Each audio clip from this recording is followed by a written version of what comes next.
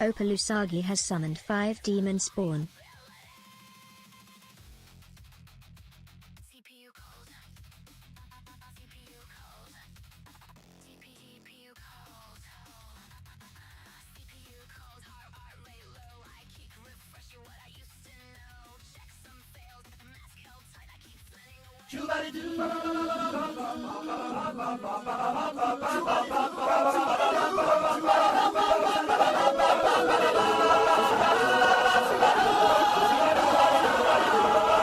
Enter 2 credit has summoned 40 demon spawn.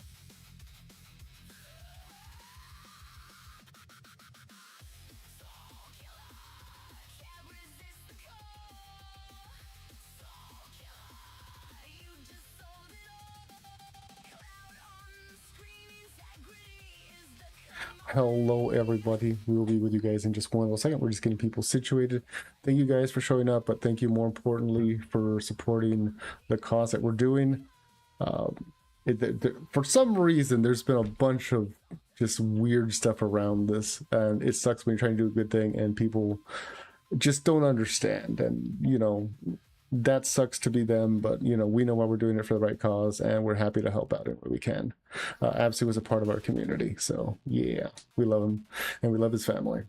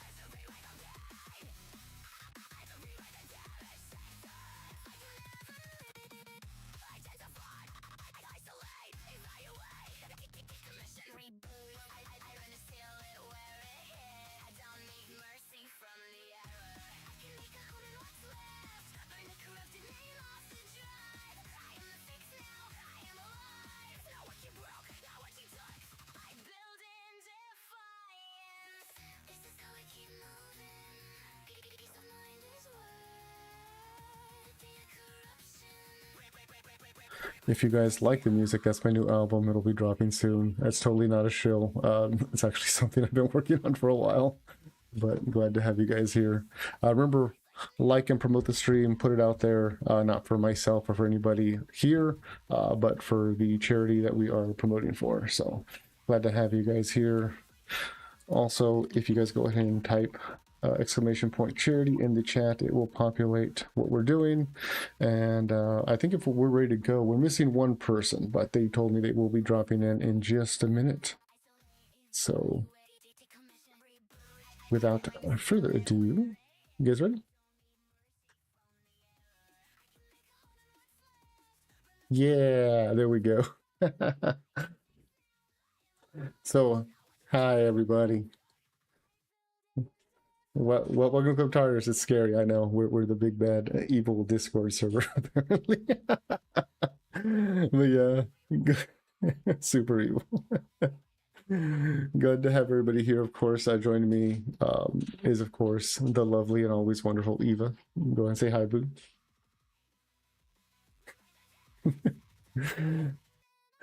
And of course, the ever lovely and ever mysterious. Oh, they can't. Hold on. Thank you for that. Okay, try now. Hello, can you hear me? Let me know if you guys can hear Eva. Oh yeah, there we go. I'm good now. Yeah, okay. So let's try that again. Remember, it's always going to be scuffed. So join me, of course, is the ever lovely and always wonderful to hang out with Eva. Go ahead and say hi, Eva. Yes, hello, how's it going, everybody? And of course, the equally lovely and always mysterious Queen of Blackvale herself, QB. You want to say hi, QB? Hi. QB.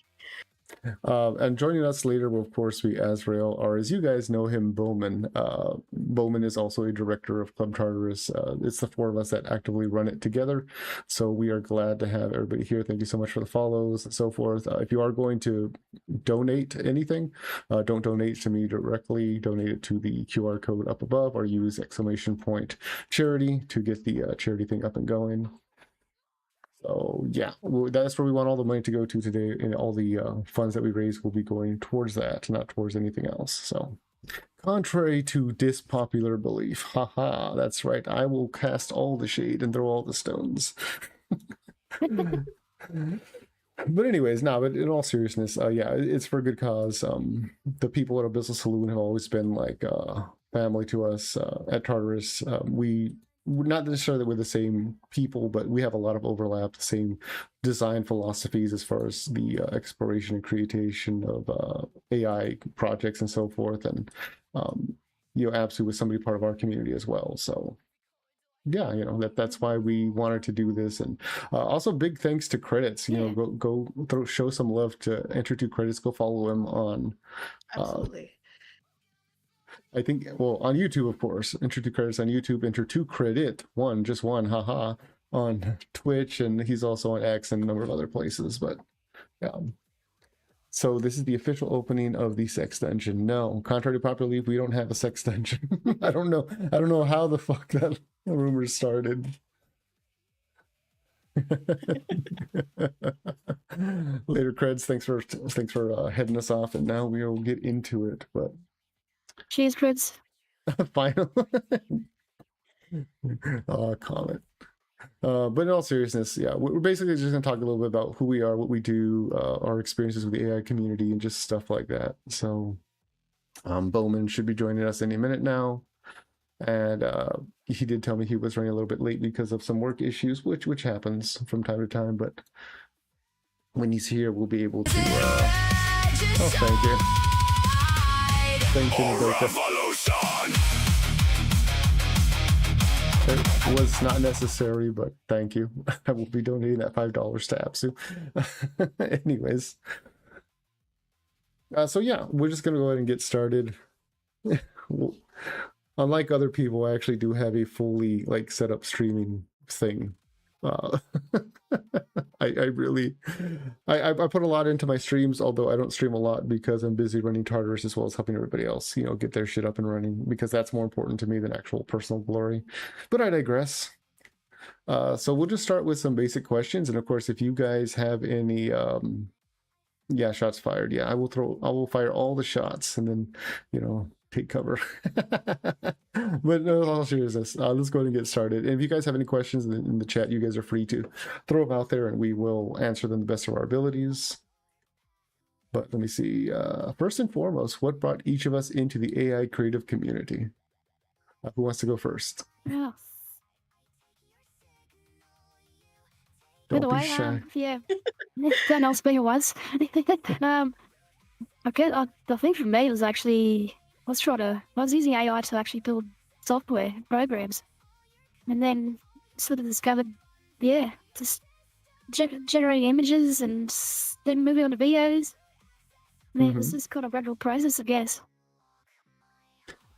Okay, cool. But there wasn't any one thing, for example, you weren't like, oh, I wanted to make music, or I wanted to make music videos, or do stuff like Skyebrows, for example. Yeah, but so music videos was an early goal. That's shifted now, definitely.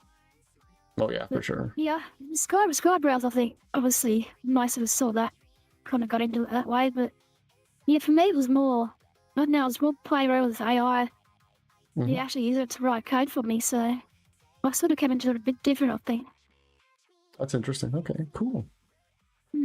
All right, QB, how did you get involved in it? I know you were coming from a slightly different background. Yeah. Well, I did watch Skyebrows music videos and the like, and that was ultimately the first point where I could say, "Oh, this isn't just a gimmick with the AI. It wasn't just flop or something like that." So, um, Askey and I were like, "Wow, this is actually looking like it's a viable tool," and became interested that way. Um, but I come from a traditional art background, so I had some of the AI is stealing from artists, but Mm-hmm. you could really tell this was not the case. And it was creative. It was honestly really impressive. Um, Ironically, I didn't start though in the generative AI. Um, I took the plunge, ironically, just trying to use AI to help edit a story I had written like ages ago, Oh, and cool. I finished it that way. And then from there, I kind of moved on to X and met some good people who I can say I still hang out with now. I should hope And so. I should hope so because yes, I'm one of yes, them. exactly. I found a good crowd, shall we say. Hmm. Um, and I started seeing things like the prompt of the day and really started playing around with the generative side because um, I was interested in seeing how that could actually inspire my own traditional side of artwork. And And I think that's really interesting, especially in your case, because you started out as a traditional artist and you kind of fell into the AI crowd, for lack of a better word. And yeah, it didn't. So I guess a side tangent of a question is, do you feel that killed your creativity to produce traditional art, or do you think that just enhanced it or gave you another tool in the toolbox? it is another tool in the toolbox. It actually is enormously inspiring. My normal job, if you will, although Mm-hmm. it's not a like a full-time job or anything like that, is creating paintings for other people. And I personally, while I can say yes, this is artistic in a sense, I don't find it creative at all. Mm-hmm. And I was missing that side of creating. So the AI side of things actually allows me to be creative in creating things that I see in my own head as opposed to looking at something and saying, I must now paint this. I get you. Um, so yeah, I can wield my imagination with the AI, and then there's nothing that stops me from then looking at that creation in a digital form and then creating it in a physical form. Oh, cool. Okay, yeah, that's a interesting way of looking at it. I was going Yeah. to I was going to swing back a little bit to Eva because I think how a lot of us got introduced to Eva, myself included, was with the prompts of the day, which they recently wrapped up, and now we moving on to prompt of the week, which should hopefully be more liberating, but also Should be. give a bigger creative outlet for you. But I don't know if you want to talk Yeah, about how you yeah. got involved in that.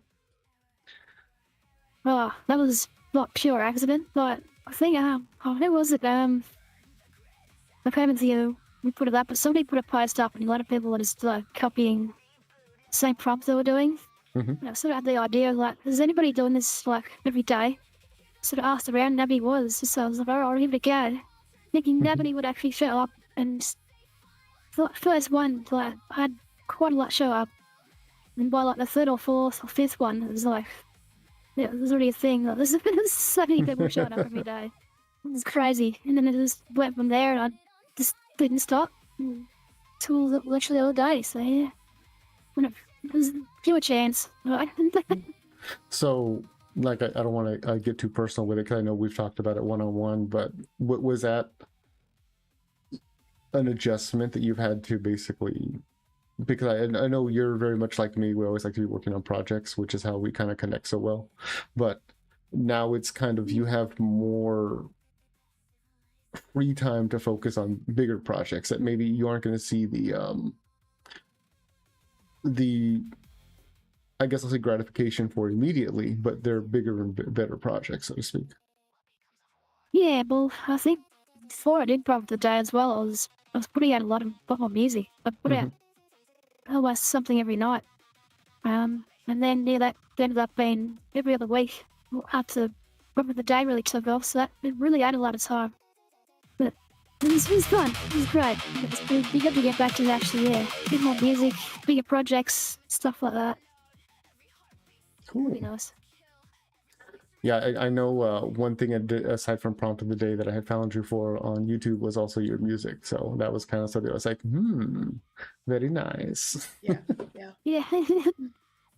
Which I will briefly side tangent slightly, in regards to like DJ Arkham, who has featured your music a lot, as well as our music from, the Tartarus media in general. But I know he's been somebody DJ Arkham a lot from the early days. He really pushed my stuff early days, and every video I put out, he commented on it. It was really good.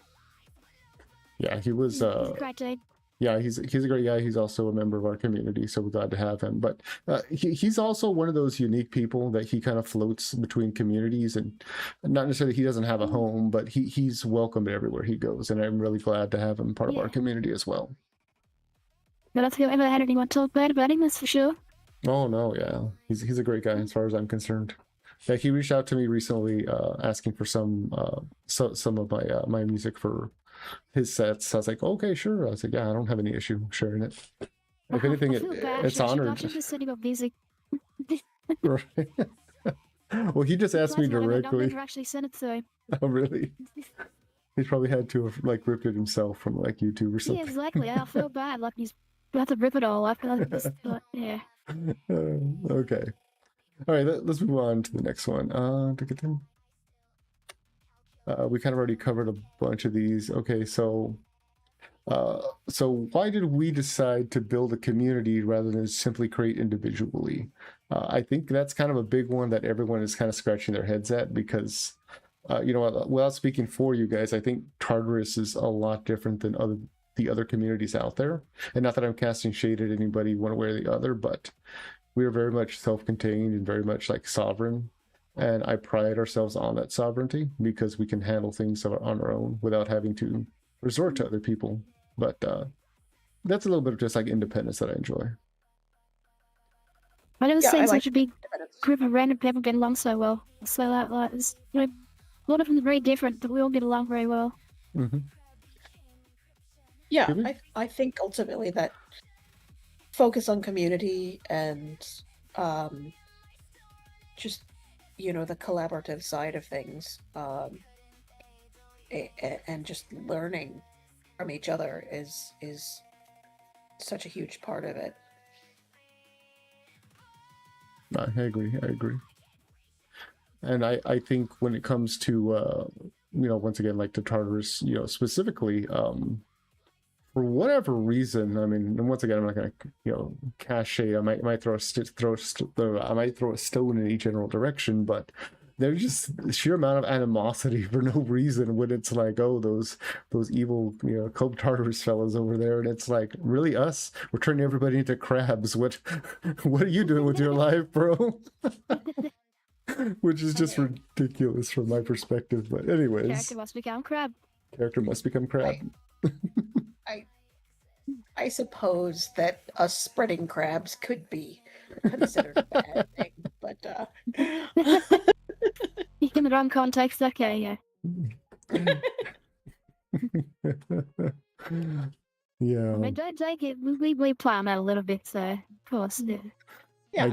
I guess we're just crabby. Tolka said, yeah, "Say my ass home is where the hell is." Yeah. Yep. I mean, we're just having fun. That's all. Yeah. Which, well, I'll get into that a little bit later. But so the next thing is, So what does Club Tartarus mean like to each of us specifically? Like, because I know what it means to me, but I'm curious what it means to you guys. Oh, God. That's a tough one. That's like everything. Like, that's been my home for how long now? Like, only a few months, but it feels like forever. Mm-hmm. Mm-hmm. I am drinking It's right just where now, I hang every Morgan. day. Like, Yeah, no, it's kind of weird because yeah, for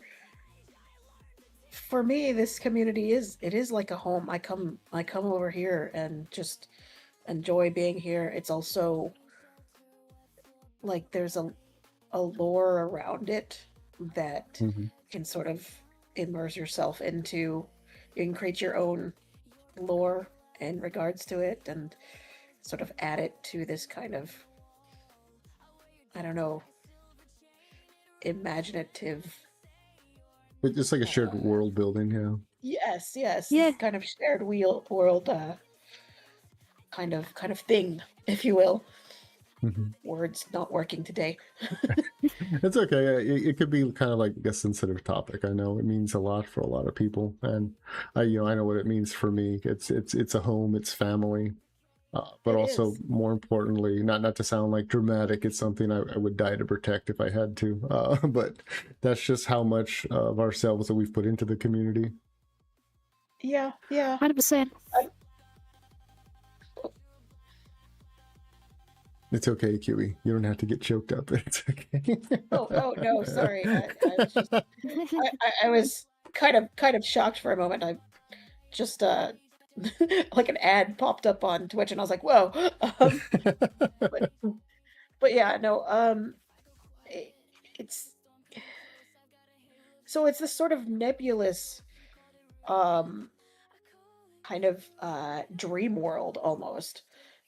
Even though it is obviously just an internet group and stuff like that, but for me it's just there's so much creativity and imagination that I can put into it and incorporate. So it is something very special, and because it's collaborative, because it's got like real friends who are part of it, and Mhm. we get to see them anywhere from every couple days to every day or whatever. It just that sense of home is very real. um since I'm basically stuck at home all the time, having a place that feels like it's somewhere else is actually really Mhm. really enjoyable. Yeah. And I know. Yeah, someone who's permanently indoors as well. Well, I am. Yeah. Yeah. No, I'll say that about myself. I'm permanently indoors too. I mean, I I like touch being grass. indoors because you're allergic to I don't like grass. sun. No, I'm more allergic to sun than anything, but Yeah. but no, I'm allergic. I'm allergic to people. I'm not. I just I can't be around them because of my health. But Mhm. it's again, it allows me to be much more social than I have been for a very long time. Yeah, I think well, a lot of people don't realize the how important that community aspect is and what makes things at least in regards to our community. I can't speak to other communities that I've been a part of in the past, but whenever I was in other communities, you always felt like a ghost on the wall, so to speak, where people would either not want to engage with you or they will actively like look at your stuff when it was posted or shared and to kind of either stick their nose up at it or just act like it was a piece of paper floating in the wind and not even give it the time of day, which is like I can't speak to those particular groups, but what I will do is I speak to our group. I know that whenever we have people come in and they share new things, I mean, we pretty much welcome them with a hug just about and be like, hey, No, how'd not you do literally. that? Well, yeah, sometimes How quite many gifts literally, have I made hugging people? right? Yeah, Eva has a bunch of gifts of either her hugging people or her like suplex body slamming people like for me and stuff, and they're hilarious. But no, but in all seriousness, like I don't think anybody has ever not felt welcome in Tartarus, and if they have, it's probably because they've alienated themselves, which is very rare. Because when Yeah. we see somebody is like isolating, like even myself, I'm going to speak a little like candidly. When I finished the Baphomet Protocol, which is my album, I got very depressed because it opened up a lot of wounds I was expecting to be opened, and basically, you know, I had to have Eva and QB and other people kind of like reach out to me. Not that I was like suicidal or anything crazy, but just like, hey, don't isolate, get your butt out here, talk to people, like say hello, don't be weird. You know, you can get in your head pretty easily, and that's kind Mhm. of what we hope people won't do. Yes. We'll just check in on them and be like, "You okay?" Because Yep, you can not be okay with other people, and it'll get better. for sure, for That's sure. got to come with the territory. Yes, it does. Yeah, so I see Centris in the chat, and he was actually, I think it was him, so I'll give him credit for it. He was the one that said Tartarus is like the home for all the outcasts in the community, all the ones that either didn't fit in or were cast out for various reasons. So we kind of just scooped them all up, so to speak. Yeah. And Yeah. I like to think, you know, and I could be wrong, but I like to think we have refined almost everybody who we've come in contact with, helped them kind of improve their craft, regardless of what it is. Mm-hmm. And even people like we've had people who have, for whatever reason, ended up, you know, slipping through the cracks, shall I say, and then, you know, they're like, oh, it's not working for me, and then they leave, and then they've come back, and I'm super happy to see that, you know, where they're like, no, this was a better place to be, and they come back in and rejoin, because it meant something to them, and I'm super happy for that, because I really want this place to be something special for everyone. Yeah. I think in a lot of ways I'll give a shout out to like Jess made over there with you know, with X Street. They're a big motivator for me to keep it going. Not necessarily that if I disappeared it would Tartarus would disappear, but you know what I mean. Like to keep giving it my all, because they've had X Street for over a year, and I'm like, wow, that's great. You know, Yeah. So it feels like we've already been here for a year, but in fact we haven't. Oh my God, yeah. It really does. It's been a ride. Good ride. Yeah, I think Tartarus has been, I think this is month 3, month 4, technically. I think April was when we started, so yeah, I mean, roughly April. Yeah, because we're in August now. Yeah, we're going to the 4th month, I think. Yeah. Yeah, this is the 4th month we're going into. Started part of the day. That's crazy. Yeah, it was weird when you hit 120 on that, and I was like, I think I came in on that, like, the first one I noticed might have been like number 7, and I didn't know the numbers at that point, and I was like, whoa, how have I been in this so long? I actually remember Eva's like first prompt of the day, the one where you sit in the chair and your legs are kind of crossed in the cute way. Yeah, that one. That was what I basically just copied from somebody else, but I don't remember the name now. I remember that one specifically because there was some controversy around it by somebody. I won't say who their name was, but they were like, don't gen my character in AI art, blah, blah, blah, blah, blah. And it's kind of like, damn, what a bitch. I do remember that, yeah. I remember because I had just genned it and you had already moved on to another prompt. And I was like, oh, okay, I just learned that we could do this as a thing. Yeah. But no, it's just weird. So, okay, so this is one thing that's kind of like entirely off topic, but I guess it is topical. So I have noticed a distinct, what's it called? It's like a weird sense of ownership in the AI community. And I don't mean that, you know, you shouldn't be proud of the things you create, but right. But the way we make our prompts, the way we gen things, you release out to the public, and someone is going to take the prompt or the gen and then iterate on it, improve on it, or change it to what they want it to be. And I've seen people get overly butthurt because of the fact that they're like, well, you didn't credit me for this. And it's like, bruh, this has gone through like 4 or 5 people already. This person probably didn't even know where the originator of it was. Yeah. Exactly, yeah. And I've always thought Yeah, you that's... can't be, Go ahead, Boo, I'm sorry. yeah. Because it's you can't like, not really take ownership of prompts like that. Like, it's too easy to come up with the same thing anyway, accidentally, so... Oh, yeah. Yeah. It's true, it's Yeah. true. I mean, and that's literally it, is you can see the same type of concept come up a number of different ways. Mm-hmm. And everybody, even if they're doing the same sort of thing, like I like the Japanese ink painting stuff. Mm-hmm. You're really good at that, by the way. You could find, Yeah. you know, you could just go over to Japan or China and you're going to find that same thing. It doesn't mean that the subject is going to be the same. It doesn't mean even the technique employed is going to be the same. So, you know, Mm. To sit there and go, oh, this is mine. No, that's a technique. Mm-hmm. It's what you do with the technique Exactly. that's important, you know.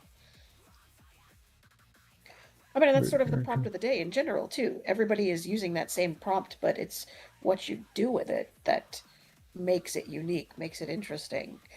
Yeah. Like when I would actively go in and modify because a lot of them were meant for like single character or something like that. But I was Mm-hmm. like, nope, we're gonna do the Shadow Gang. The Shadow Gang's gonna pop up into this thing, and I would go in and rework it and stuff like that. So So So that's did, exactly why I structured them like I did. Like the whole reason, because you don't need to format a prompt like I do in Prompt of the Day with all the the formatting, so it's human readable. But I did it like that so people could look at it and change things as they wanted, a lot easier. Which yeah, sort of, that, yeah, I was gonna say that yeah.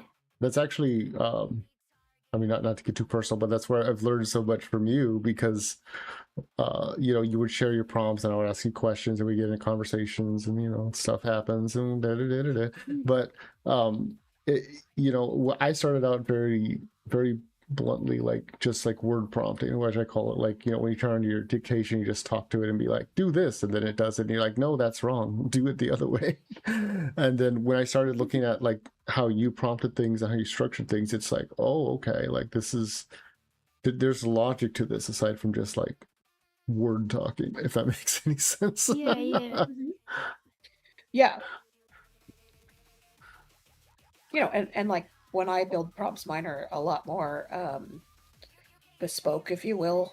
So Mhm. I'll have to sit there and go, okay, you know, how do I make certain that this doesn't have the texturing or the GPT-isms, if you will. And I'll either Yeah. yeah, and I'll either go ahead and go try and remember, or I'll just be like, all right, let's go back to this other prompt here and just grab this paragraph, drop it in. That's just the easiest way to do it sometimes.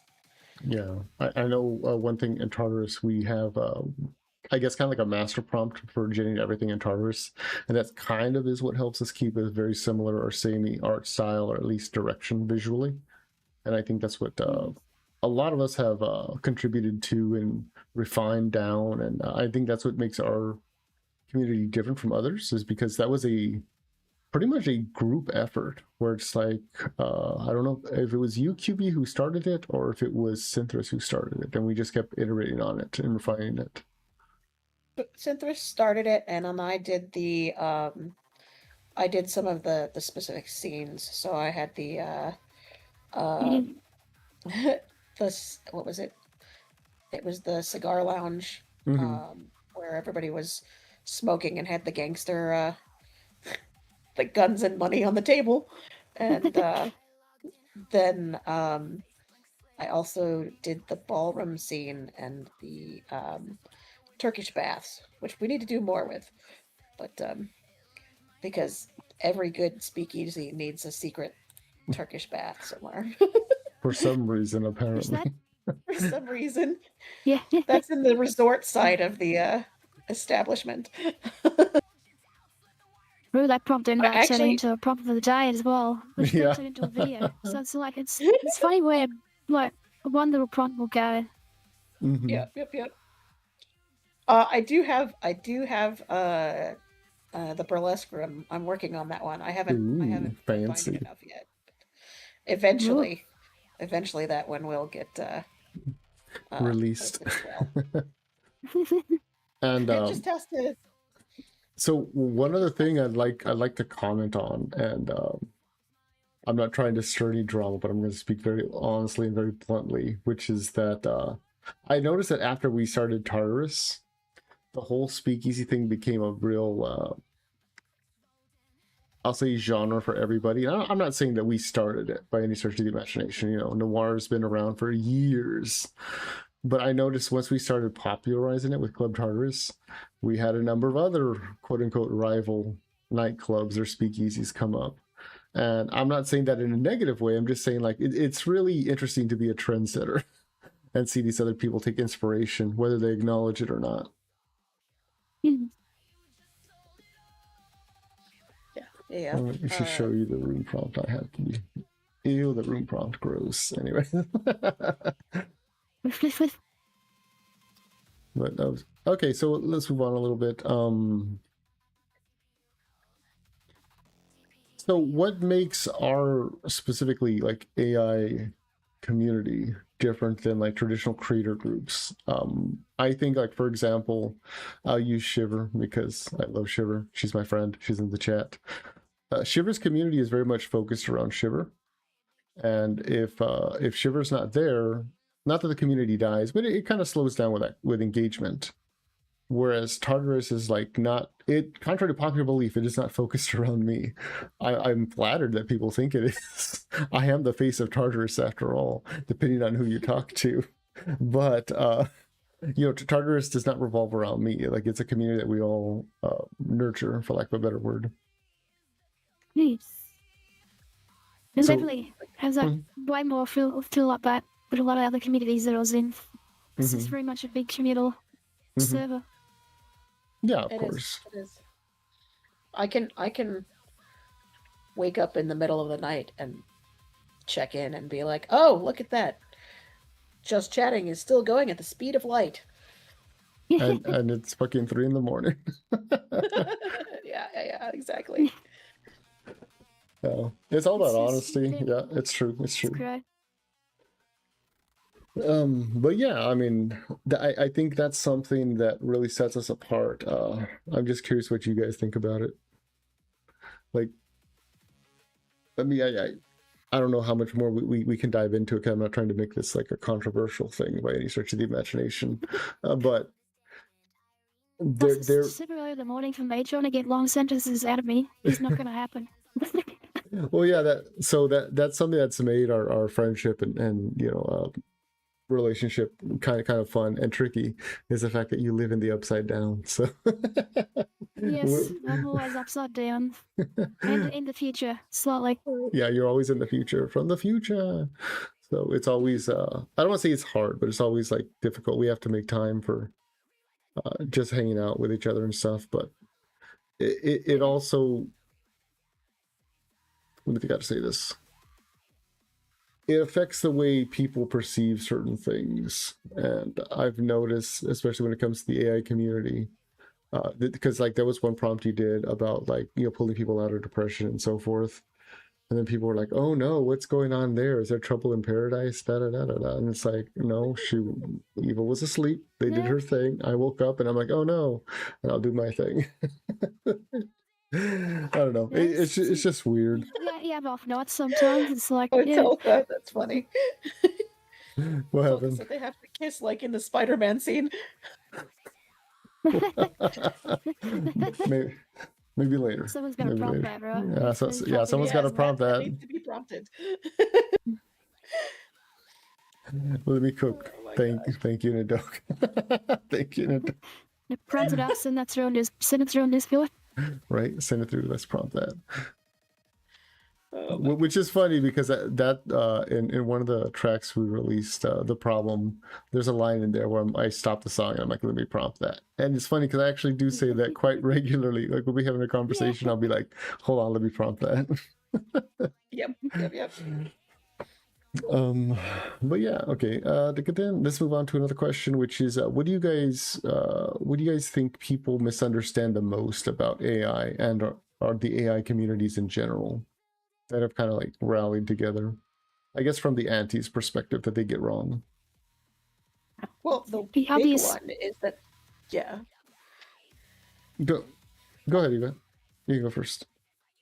Sure. Also, the obvious that I think it's easy all the time. Like, that's the biggest one. It's like, well, yeah, it's easy to get like unlucky good image, but to maintain getting good images is not as easy. Oh yeah, it's really hard. Yeah.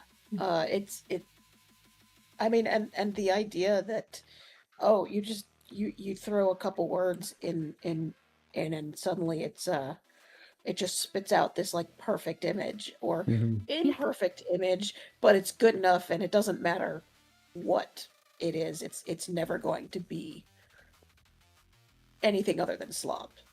And like I can look at stuff like Hex Method does and just be absolutely blown away by that stuff. That's not slop, that's art. And that's something that there's two types of people. The people who don't care and they'll look at something and be like, oh, that's great, that's really cool looking, don't realize it's AI and don't care that it's AI, and so they will see art for art and something that's a meme or silly for being a meme or silly. And then there's the people on the other side of thing that are like, I hate the concept of AI and don't even understand it. They don't realize that their entire life is now probably at least 25%, if not a lot more, run by AI. Yeah. And yet they'll sit there and go, oh, this creative side, this is bad. And you're like, is it though? Is the ability to imagine something and then figure out a way to bring it into a digital existence, if you will, is that a bad thing? I don't think it is. I don't think it's a bad thing at all. The least harmful use of AI you could have was far more. I mean, yeah, probably dangerous you're not uses. wrong with that. You know we what? figure out how to insert, I don't know, brainworms into it or something. For me, AI is all like I've always explained it to people. Like, I mean, this might be different for you guys depending on how old you are, but you know, when you were a kid and you would have a dream and you try to explain the dream to somebody, it just sounds like gobbledygook. And they're like, I don't know what the hell you're talking about. Well, I could take that dream, so to speak, and spit it into AI and get something out that's not one for one, but pretty close to it. And I'll be like, wow. And then you can literally tweak it until it is what you think it is supposed to look like, which I love that. It's just fantastic. Because how is that any different than spending X amount of time with a paper and pencil and doing the exact same thing? Because it's sure, in one sense, I just used words for it. In another, I used a physical pencil. And if you don't have the skills, you're never going to make it look the way you want it to. Now, mind you, if you don't have the skills to write, well, that might be something. Like I can literally sit there and go, I'm impressed with all of you guys who do music. I'm like, nope. There is one thing I do not do, and that's anything poetry. Nor do I even like have the desire to. I'd be all like, I could have AI do that for me. However, I just don't really want to. And I love listening to the music though. But yeah, it's kind of a weird thing because it's one area of my brain. I'm like, Nope. I'll stick to the visual. I'll stick to the writing. But, Yeah. It's not that crap with lyrics or writing lyrics either. I think the music for me is more about the music. I've always been. Mhm. It's always been more about the music for me anyway. Listen to music, not about lyrics. But I mean, lyrics are important, but I sort of put them as a secondary, I think, to the actual music itself. Yeah, for me, I'm in the opposite boat. Specifically, I like all the lyrics I put in. I try to curate very much to what I want to express, what I want to convey. However, I will openly admit there are times when it's like, this is the message I want to convey. How do I make this sound better or rhyme or whatever? And then I'll spit into GPT and then it'll spit back options and I'll be like, good, that conveys the idea that I wanted to convey. And I'll use that. Yeah. And I did that when I was writing the short story too. I was like, oh, this is, and of course I was doing the whole, I don't want it to write for me. But so I would write stuff and then it'd be all like, how do I make this sound better? How do I clean this up? But yeah, it's funny again, how it's a tool, and well, often asking for ideas. The ideas it give me is usually really bad. I've never used them, but the ideas give me ideas of actual good ideas. That's what it works anyway. Yeah, I think it kind of like breaks down like a mental block or like a creative block. Yeah. That gets the juices flowing again, giggity, so to speak. Yeah, I mean that's I mean even in like in traditional art, if you were like, oh, I need to break this mental block or this artist block, if you will, they have all kinds of exercises where you're just like, okay, here, you're just gonna spit out ideas. You need to draw dog walking a man, and then you have to draw dog walking a man. I mean, yeah. But literally, you can have AI do that exact same thing where you're just like, it gives you an idea and you're like, that's stupid. Let me do it. Okay, it's stupid, but wow, this has given me a good idea for something else. Right. Yeah. Like one of our members of the community, Ember, we were watching because we do movie nights in Tartarus from time to time, at least once a week, sometimes more. But we were watching Gladiator, and Ember happens to be a fox girl. So I was like, how would Ember look as one of those attack dogs from Gladiator? So I genned that, and it came out pretty horrifying, but in an awesome way. And I think for a while that was a meme we circulated. That was a really fun movie night. It really was. That was the origin of AI Lissandro. Yes. So do we want to talk about yeah. Lissandro, the llama in the room, or lack thereof? One day he will have his picture right up there alongside. I'm disappointed in that, Nadoka. The seed in our calorie jar for $1 million, to be honest.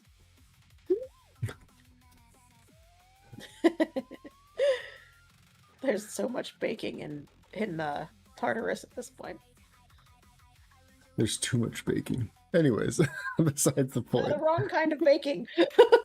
So something was said in chat. I'm going to scroll up to a little bit. I think it was Nadoka. Nadoka had said that that explains why we have so many unfinished prompts of the day. Because I mean, I don't know how much you want to talk about this, but Eva does have a private server where we used to work on prompts of the day before they got. I don't want to say like incorporated completely into Tartarus, but where we would like work on it first to basically be like, okay, this is feasible, and then we move it to Tartarus. Yeah, it's not a testing ground. Yeah, that's a good way of putting it. The early testing ground. And that's actually when I first got involved, because I was like, ooh, cool. Like I'm seeing behind the scenes as far as like the thought process, creative process, and obviously I learned a lot because I think my gens got a lot better, but I'm still a rank amateur compared to to you. Well, it's fun sometimes because you get 3 of us on at one time and it'd just be quick 1 hour brainstorm. And I wouldn't get as much done as they try to slave away for 4 or 5 hours a night. So it was really helpful. Well, that was also something I guess I'll speak a little candidly in regards to that. Like there have been times in the past where I would have to say, no, you go to bed, we will fix this, because it was like Yeah. 4 or 5 o'clock in the morning for you, and for me it's like, oh, it's Yeah. barely like 1 or 2 in the PM. So you go to bed, we'll fix this. So those have always been fun times. They'll be fun memories. But What cool, minutes in real alright. quick? Mm-hmm. All right, let's go on to a little bit of our like community structure as far as what we like look for in like Tartarus, like to continue to keep it thriving and alive and kicking and so forth. And I'll just be blunt. I'll be like, what kind of person do you guys feel we want in Club Tartarus? Because unlike other servers, other communities, it's not open to the public. It's invite only. You have to be invited into Tartarus, and not only because of the fact that we are trying to keep people out. It's just that I don't feel Tartarus is a fit for every specific person. So I'm just curious what you guys think about that. What kind of level do you want? Well, I don't know, just you don't actually have to be like overly creative. It's just if you're getting into it, like even early days, I guess. Mm-hmm. Just see somebody who wants to get into AI art, who wants to just hang out, have a good time, but also be still be serious about it, I guess. Mm-hmm. Yeah. Yeah, I would love to see people. It sounds a little bad to say it this way, but people with the artistic temperament that are really creative, who are looking at this from a perspective of wanting to learn and wanting to grow, to better themselves. Mm-hmm. I mean, you can have somebody who's willing to churn out your slop, if you will, Yeah. quote unquote, and do that until the cows come home. And I said that just for you, Synthris. Not the slop, the cows. Can I get some moo-woos in the chat for Synthris? But It's some moo-woos. You can have that type of person and they're great, but if you Mm-hmm. have somebody who's just like, I want to push the boundaries, I want to create and improve on what I've done in the past and continue to grow, that's so important, and it's so fulfilling. Mm-hmm. So having a community where that's what we're doing, that's what we're supporting each other on. Yeah. Oh, you can't blame Bones. It's just, it's that's where I want to see us, is to just be this very Mm-hmm. this kind of creative. I don't know that a hive mind is a good word, but We are Tartarus. Resistance is futile. it's a creative. All right, I'll make it worse. It's a creative citadel. Ooh, Citadel fancy. Nice. That's going to be our new prompt of the week. You know, Tartarus is it's a black mass citadel. Get Jenny on that. that could work. That could work, right? But in all seriousness, I agree with a lot of those takes. But what I think additionally in regards to that is what it takes to be in Tartarus, for lack of a better word, is just being a decent person. Because I mean, being creative is one thing, but I've met a bunch of shitty creative people. But for It's very me, True. I think I don't want to say the isolation of people, because that sounds like very predatory, but like somebody who has been alone in the community. And I mean, I'm going to throw somebody out here, Mr. Silas Dorn, the man, the myth, the legend, if he's still here in the chat. He was somebody that I had met, and he was not in any AI communities. He didn't know something like Tartarus existed. And just from my interactions with him on X, as well as a couple of other places, I believe, I was like, I think you're going to be a good fit for us. And he just like took to our community so well. And I'm always grateful for Silas's friendship, but also the way he helps us keep a standard of respectability, despite all the degeneracy, apparently. But finding those people that are, think how to say it, lost, so to speak, and then we offer them a home, a place to stay and start refining their craft. And then I'm always thinking of Tartarus much like a speakeasy in the literal sense, meaning I would love everybody to stay in Tartarus forever, but I also know we don't control people. They can come and go as they please, but I'm always grateful when they choose to come and visit and hang out there. Yeah. Yeah, for sure. It is. I mean, we do talk about it being a home, but it is sort of a home away from home. So some people can come in and enjoy themselves, and then go and do other things for a little bit, and then come back in and be like, "Oh yeah, I remember." And I'll be like, "You missed all of these good movies. You should have hung out with us more. You should have hung out more." Yeah. No, but in all seriousness, I think that's another thing that makes Tartarus different, is because we don't force people to engage more than they're comfortable with.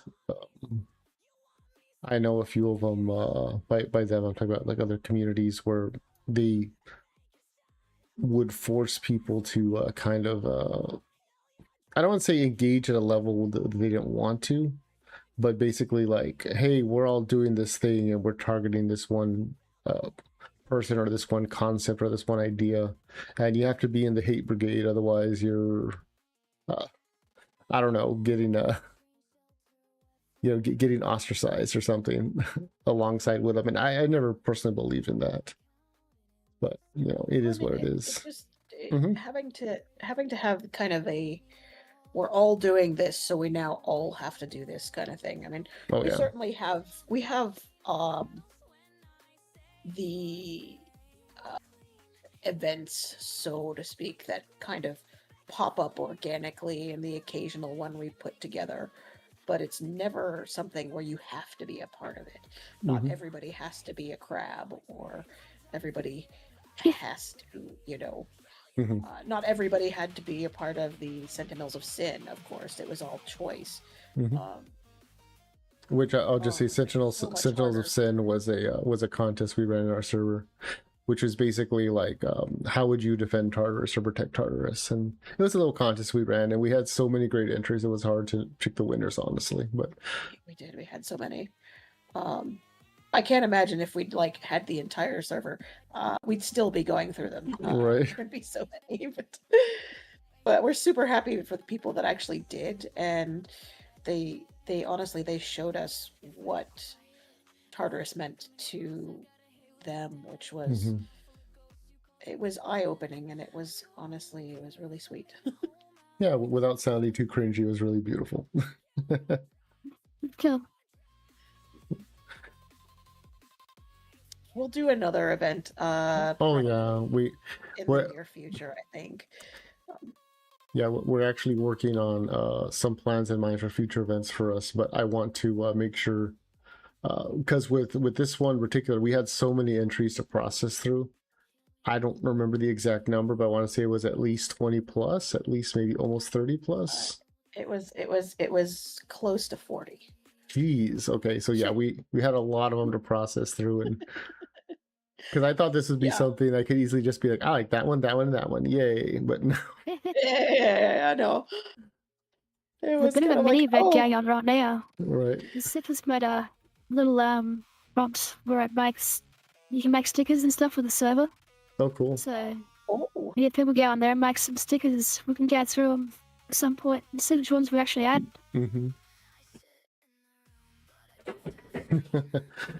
Oh, Diabolical, you never have to thank us. I told you guys, you guys are family. You might live down the street from us, but you guys are still family. You guys are still welcome in Tartarus. The only people who aren't welcome in Tartarus are the ones that have actively tried to destroy it, and I won't have any illusions about that. Will I be the jackass? Absolutely. I will be the jackass. I will be the asshole to protect my family. But it is what it is. But yeah, you guys are, part of the family. You guys will always be part of the family. But anyways, going back to topical things. Let me see. So one thing is, yeah, Mags is keeping the list. I'm always keeping a list. Haven't you seen Credits videos, Velvet Ropes? I have a list of people, a list of lists, if you will. List of lists. I love that song. That's such a good song. Yeah. Yeah. So I guess we can kind of like pivot. It's true. It's true, Miss Grant. You could say that you're a jackass too, but we love you too much to call you that. No, he can be the jackass. I'm a jackass, but he is the resident jackass. He's the jackass. We love you, Mule. Honestly, really cool guy to hang out with.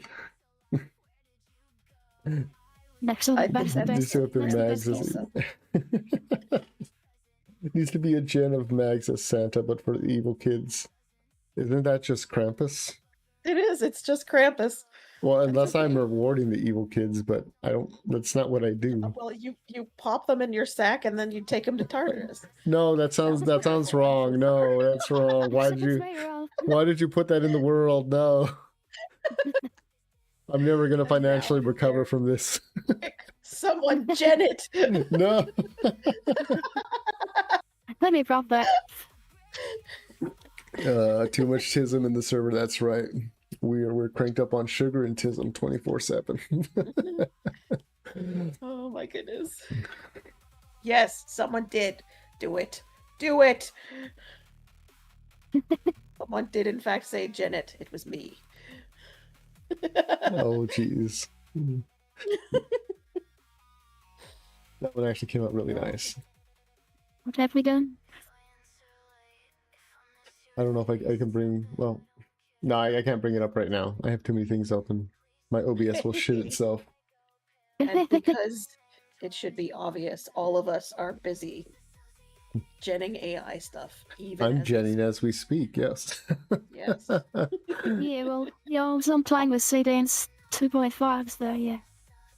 Yeah, so Eva, like I'm very blessed on multiple different situations to have Eva in my life, but Eva always gets the best new toys, and I always get to see what they're working on. It's like oof. I'm having fun trying to max out the character count. Really? 10,000 characters. Yeah. Oh, Mags. Yes. You may want to help Bowman. Okay, cool. If he is ready to go, tic-tac-toe. He's in. All right. The man, the myth, the legend. Bada boomba. There we go. Hey, Bowman. Welcome. Welcome to the interview. Now we got all 4 directors here. He has been summoned. He's... I have been summoned. I heard your cries. He has heard the cries of our people, and he has come to render aid. But yeah, so basically, what we kind of talked about a little bit, Bowman, is who we are, what we bring to the community, stuff like that. So I'll give you Scatter Bowman's here. Run. People think that they need to be scared of Mags. They need to be scared of Bowman. Okay. Hold on, shouldn't I? I mean, I think so. Yes. But yeah, go ahead, Bowman. A little bit about like who you are and like what got you involved in the AI community in the first place, or AI genning rather. But go ahead. Yeah, I got started off generally as a hobby. I started off on a program called Stable Diffusion. Just when it was first coming out, seeing what the technology could do. I went kind of dormant for a while on it until I'll go ahead and admit it. Honestly, it was Leaflet with her Asmongold video, and then it was Skyebrows by Skyebrows. That sort of got me. I'm like, okay, well, the technology has really improved, and it got me into looking at GPT and Grok back again, because for a while there, GPT was really, really, really restrictive. I'm talking about like GPT-2. Yeah. Back when it first rolled out. And now we're talking about around GPT-4. I'm like, okay, this has a lot more flexibility, so to speak. But I started off with Grok again. Honestly, I felt that Grok had a lot more to offer with the kind of art style that I was looking for. Mm-hmm. Then I encountered a few people in the community on X. One of my earliest inspirations was Father Lupus. Mm-hmm. He was somebody that found my profile fairly early, and him and Synthris. The same, actually. Yep. Yeah, and around the same time, me and Father Lupus kind of pushed each other into like a horror theme, sort of scary stuff, and we would kind of just do stuff back and forth there for a minute. Always kind of pushing each other to see what the other one could do, or at least in my opinion it was. Mm-hmm. And from there, I got involved with the creation of the Humanity server, and that was the starting of I can still smell the sloth fur sometimes, but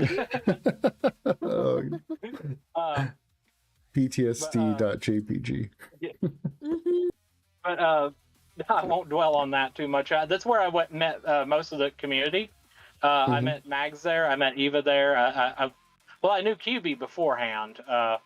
QB was one of the people that was an early acquaintance as well in the community, sort of like Father Lupus and Synthris, and they were one of the early mods of the Humanity community too.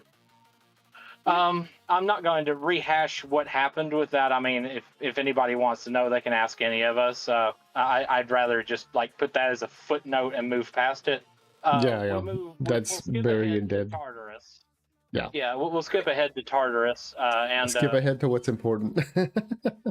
Yes. Me and Mags and QB, Ember Shade, and no, there was another person, but we won't speak of him. And Eva, don't forget Eva.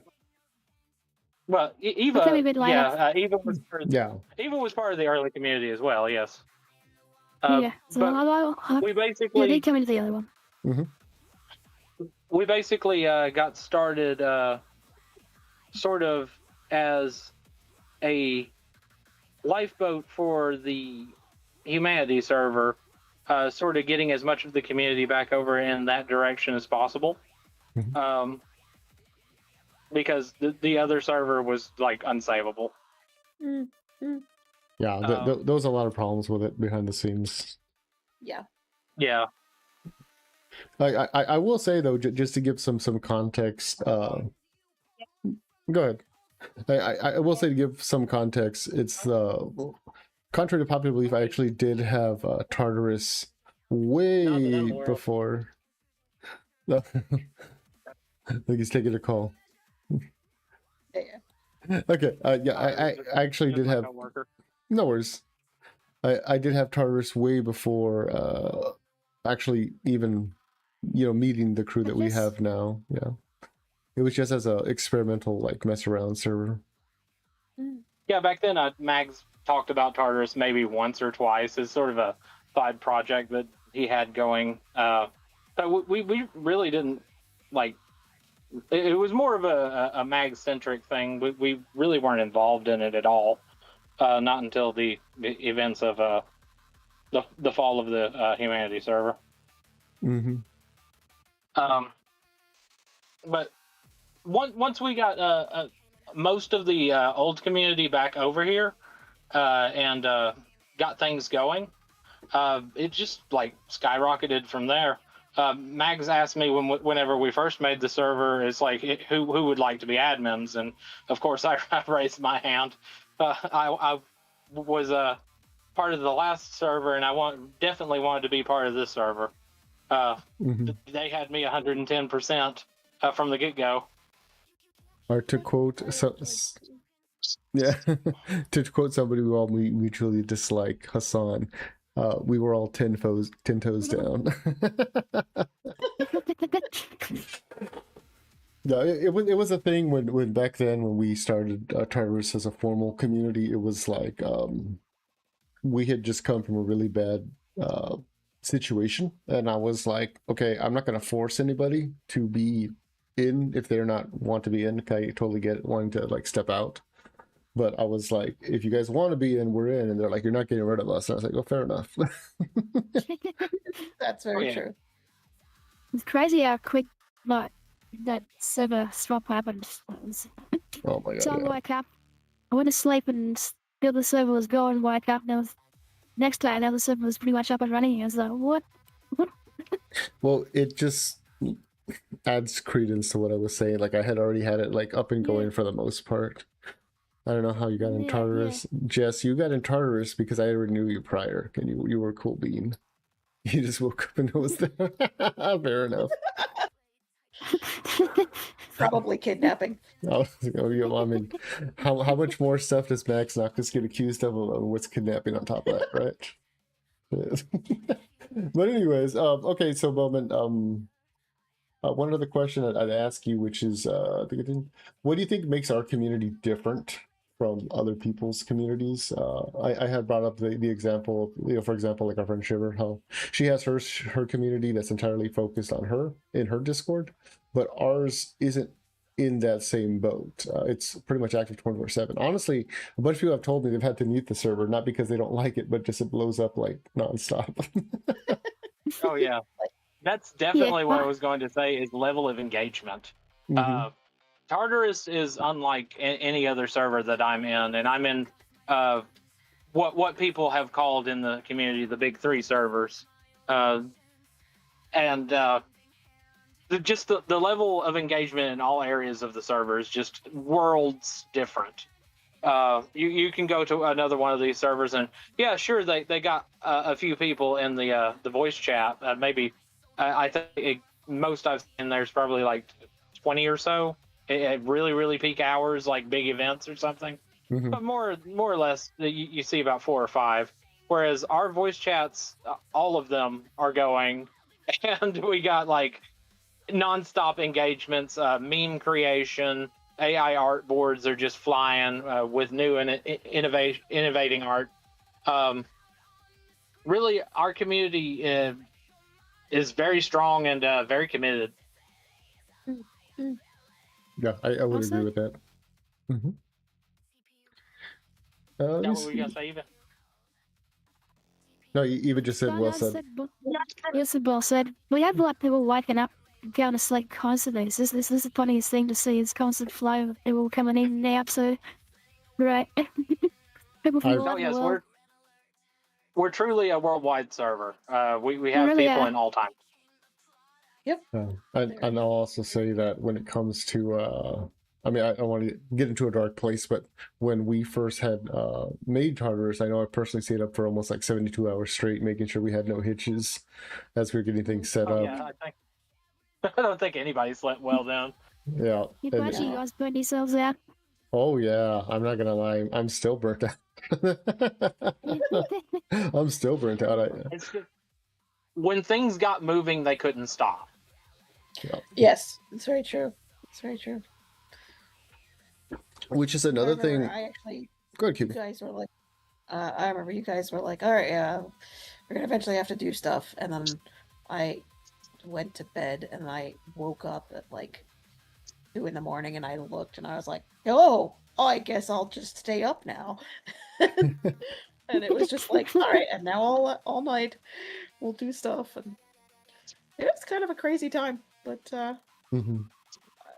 it was worth it. And I still, man, you guys like to keep the crazy hours.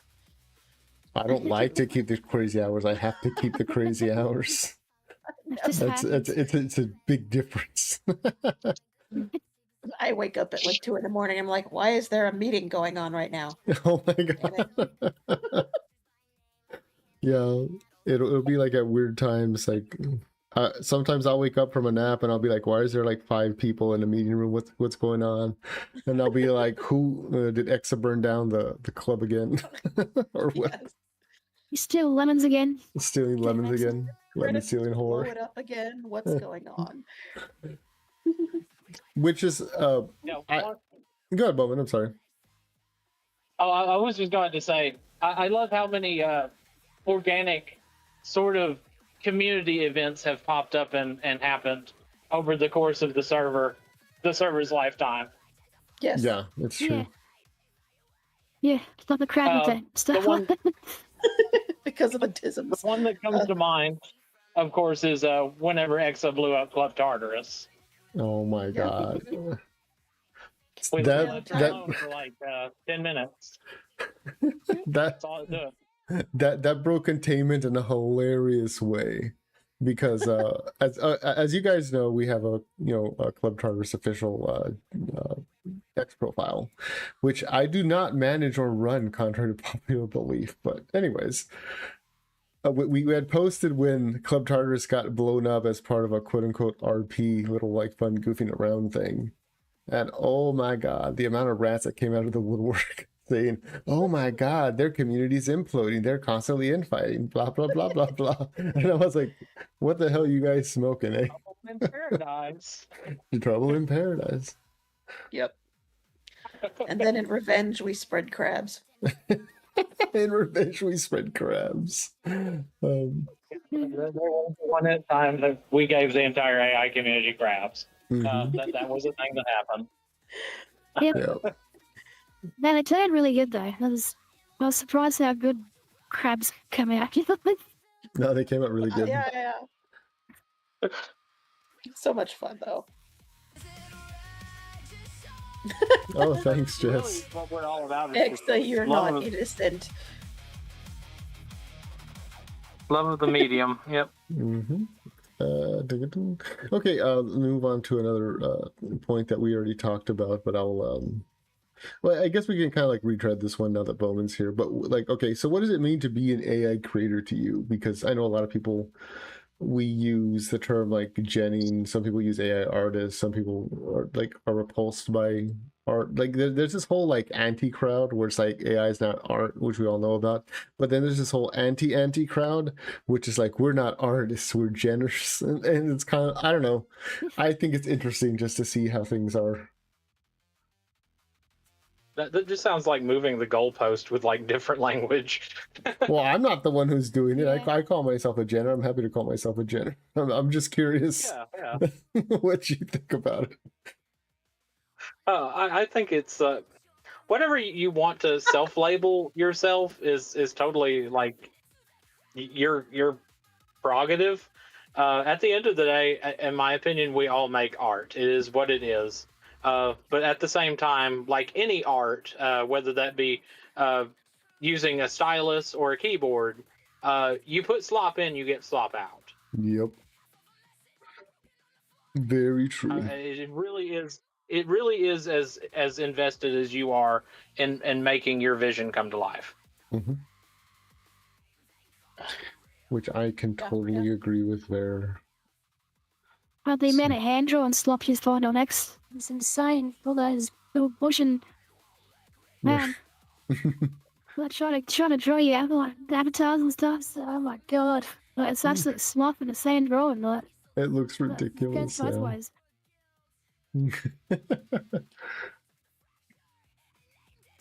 Okay, so here's a good. Go ahead, Bowman. Oh, I was just gonna say we have a lot of very, very talented, very committed prompters in our community too. That like day in, day out, never cease to make just mind-blowingly awesome stuff. I am so proud of this community that we've all built here together, and I mean, just reaching across and to the other servers, I'm proud of the community we all have made. We may not always see eye to eye, but we all do really awesome stuff when we put our minds to the positivity and greatness of the overall AI space. Absolutely. 100%. So here's something I think kind of hits close to home for all of us, but specifically the four of us. 'Cause I know we've talked about this, behind the scenes almost at nausea, if I'm being honest. But it's can something that's created with AI still be deeply personal? Oh, Oh, Absolutely. absolutely. very. It's very, very Most much. of my gems, especially earlier ones, were very, very personal. They still are, but now I can be a little more creative beyond sort of what I was originally doing, which was Mm-hmm. more um, sort of utilizing it as a not an art tool, but an expression tool to get, you know, feelings and thoughts out of my head. And now it's not just that; it's actually that kind of more pure creativity. So, for sure, um, It I was definitely actually this art dev that sent me a picture, and they just apparently I just do it every now and then where they just put their emotions to ChatGPT and then tell it to generate an image. Mm-hmm. This comes out. It's a really cool idea. Sorry. Oh yeah. Mhm. A lot of my early art was just getting through stuff that had occurred in my life, and just a way to kind of process those emotions, and just sometimes it was the only way I could process those emotions. So yes, I think some of the early artwork, especially that I made, is deeply personal to me. Mm-hmm. yes, exactly. Yeah, like I know that I personally have gemmed a lot of things in regards to, I'll just say like traumas and so forth, and personal. I don't want to say slights, but like personal like emotions and feelings and stuff. And I have definitely used that as a therapeutic aid. I think it can be very therapeutic because I can literally word vomit, so to speak, into something and get something that kind of reflects how I'm feeling. And of course, you can iterate down on it. I think that kind of helps with the artistic expression of it. Although I will say, generally when I post that stuff like in Tartarus, I'll put a disclaimer like this is therapy art, so don't nobody freak out or whatever. Which I think is important to say, so people don't think there's anything wrong. I mean, there's something wrong. You guys know what I mean. Yeah. Yeah. Yes, I learned about that early on. If you don't tell everybody that this is just like, hey, this is just me getting emotions off, that the community, especially if you post it on X or just say in the AI board, you'll get a bunch of people saying, hey, you doing good? You doing all right? Yeah. I've Yeah. had that happen more than once. Uh, Sometimes and it's a it good just thing, though. Yes, yes. At the same time, I was going to say that also showcases the humanity of the AI community. We're all very, very caring people at the end of the day when we want to be. Um, Yes. I wish we would all show that side more, but that's just a full soap, I suppose. Sometimes I always try to see the best in everyone. I don't think there's anything wrong with that. I think us doing the best that we're doing for ourselves betters the entire community. Because I mean, not to Yes. get like too into like the headspace of like a therapist or a philosopher, even though I play therapist to a lot of people in Tartarus. I'm not a real therapist, but I will definitely charge you like one. But uh, it's important to kind of get that uh, shit out of your head, because if you're not putting it somewhere, it's just cooking around inside and it's not healthy. That's true. Yeah. I mean, and that was sort of, you know, I think probably you can kind of see that there's a number of people. Mhm. I don't know that it's unique to the AI community, but Mhm. perhaps it's simply the tool is so accessible that a lot of the people in the community have used it to express themselves in ways they wouldn't necessarily have done so before, and then they come together through their sort of oh, what's the word? So their Trauma shared bonding. Trauma, experience. Yes, trauma bond. there's trauma bonding, if you will. But yeah, they're shared experiences and being able to see, oh, I understand this person because I feel this way as well. Which is funny because if you just Another talk to someone, sometimes it doesn't work at all. No, it's true. Good another woman. medium that I think kind of gets overlooked in the community because most of us do have a sort of. Hold on, I have to take a call. No worries. But anyways, What are you gonna say? now we'll never know. I don't talk much. Well, it's your fault, Reaps. It's hard for you to talk when you don't have a head. Yeah. We love you. We love you, Reaps. He's a great member of our community. How do you talk? We enjoy the company, though. So I've always imagined Reeps' character, in case you don't know, he's basically a headless horseman, a Dullahan. I think that's the correct word for it. Yeah, Dullahan. Yeah. Dullahan. So I've always either imagined that whenever he talks, it's like a billowing voice that's coming from the diaphragm, or it's just like the cloudy smoke just kind of like puffing out words like. Well, if you go into nerd They culture, sense and my go signals. Yeah, smoke signals. if you go with nerd culture and do da da da da, the Dullahan and that always texted everybody, which is why he's always in text. That's what. Well, no, he's not. I've been in voice chats with him. I've heard him. I've heard him. Every once in a while, yes. Yeah, Always, everyone's it's just a whisper in the smoke, yeah. a whisper in the smoke. But the rest of the time, he's texting because that's easier. Usually, yeah. Okay, so here's a good one. I know a lot of us have talked about, like, like Sky. Excuse me. Water.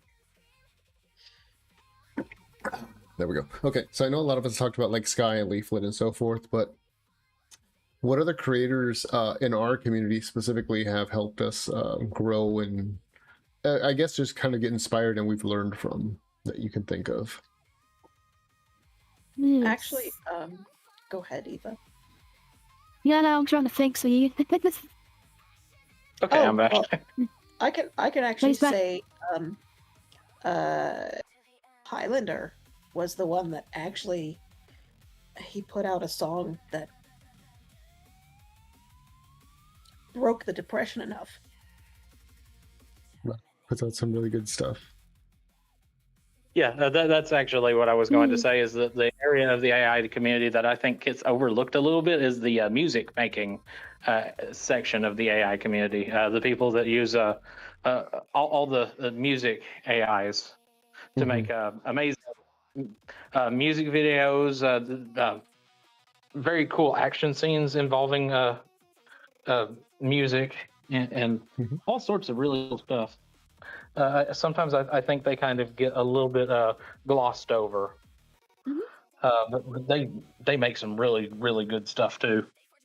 Yeah, I will say there was one time, which I'm not going to bring up the people involved, but somebody was being credited for a video that they didn't make, and the response that was thrown at this individual was, well, you wouldn't have gotten recognized either way because you just made the song. And it's like, motherfucker, do you not realize the song is the heart of what's going on there? Everything is built on top of that song. That song carries. And we have a lot of really great musicians, I guess, for lack of a better word, in the AI community. You brought up Highlander. Highlander does great work. I'll toot my horn a little bit and say I also have learned a lot from him as well. But I have broadened my personal scope so much, and I've learned from so many different people. AI wise, I mean, Hawk's Inferno was in here a little while ago. He does some really good atmospheric, or not necessarily atmospheric, but instrumental tracks from what I've heard of his stuff. Really good stuff too. Comet makes some really good stuff too. I was about to bring up Comet. Our little Comet. Fantastic work with Comet. Oh, yeah, nice work. All of Another Comet's person that you stuff. think make Good. I was just gonna say, another person that you wouldn't probably associate with music making that actually makes some really good stuff is Jackal. Oh yeah, Jackal makes some really good stuff. I have learned a lot from Jackal in regards to prompting for Suno. So yeah. Yeah. I actually, we were just talking to him, but Reaper does a fantastic job with his Yeah, it's, character building and stories. I love watching his videos, and the music is very good. It gets stuck in my head. So I think that's actually one thing that me and Reaps have like a lot in common. I mean, he does a lot of his storytelling in regards to like his D&D characters or various other characters from fantasy settings and so forth, which is great. But I think we both share a very, I guess I'll say refined taste for the art of storytelling through music. And I think that's where we have a good connection and good friendship there, because you know, we have obviously like differing tastes in genres. You know, he very much likes the D&D fantasy aspect. I'm kind of like burnt out on that. I played it like for so many years in high school, but it doesn't mean I can't appreciate it, of course. Yeah. But let me see. There's a lot of my style in the and I can't help it. I am a sucker for a shadow character. The truth was shocking. Why was the truth so shocking? You'll be surprised at the amount of people who have sent me dick pics on X because they think I'm a woman, despite the fact they've never heard me talk. And I'm like, I talk quite a lot. In fact, a lot of times people have to get me to shut up.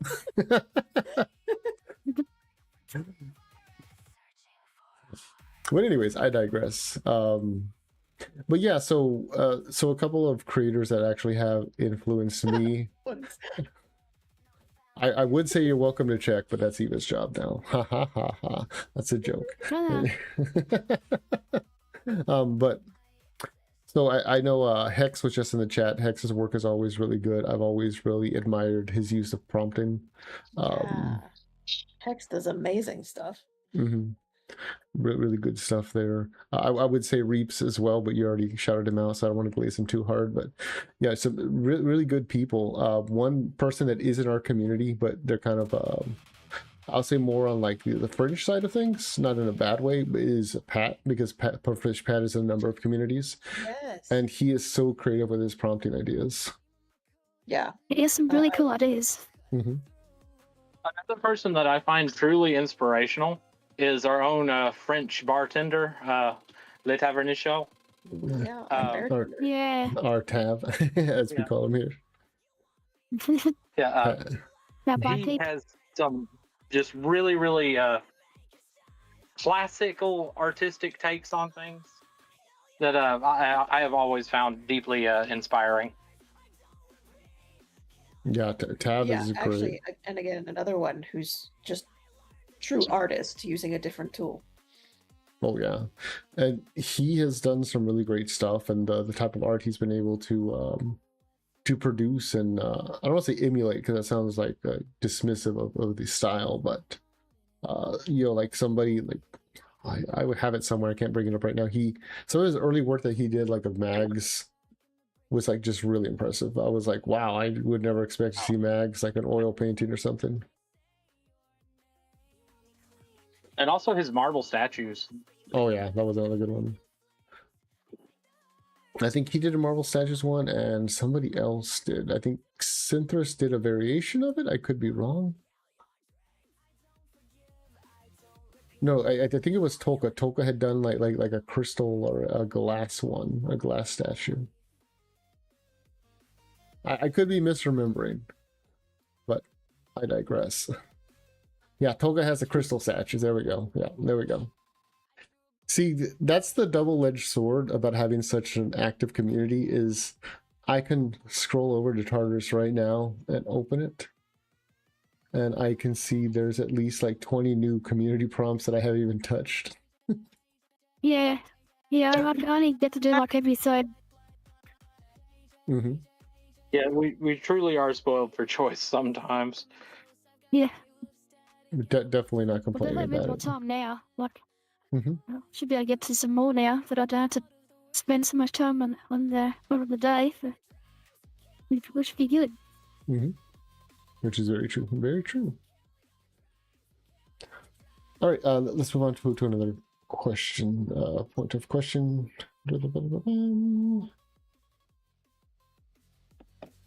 Okay, so here's a good one, and I think we all have the same take, but maybe coming from a different angle, which is why is AI so controversial, especially to quote unquote traditional artists? I'm just curious what you guys think about that. I guess they think it's stealing it's been trained on their art or something like that, but isn't that everybody's brain? It's being trained on everybody's art. Isn't that how it works anyway? So I think so. It threatens a monopoly. I can agree with that. I also think that, at least speaking generally, I think it devalues their art, but I don't mean like in a monetary sense. I mean in the sense where I've told this story before, which is there was one time I went to an anime convention and I had like $50 left and I wanted to get a commission done of somebody's D&D character for a friend, and the artist refused to take the commission because their starting rates were $100, which is fine, but I was like, look, all I have is 50, can I just get a little sketch or something? And they were refusing to do it because they were up their high horse on stuff. And yeah, it was a situation where later on they left the con, and since I was on the con staff at the time, because it was like right out of high school, they complained that they didn't make any money on that event, and I was kind of like, wow, well, you could have made $50 if you would have swallowed your pride, but instead you valued yourself way too high than people were willing to pay. And that's saying a lot, because $50, $50. I don't care, what year it is. Yeah, for sure.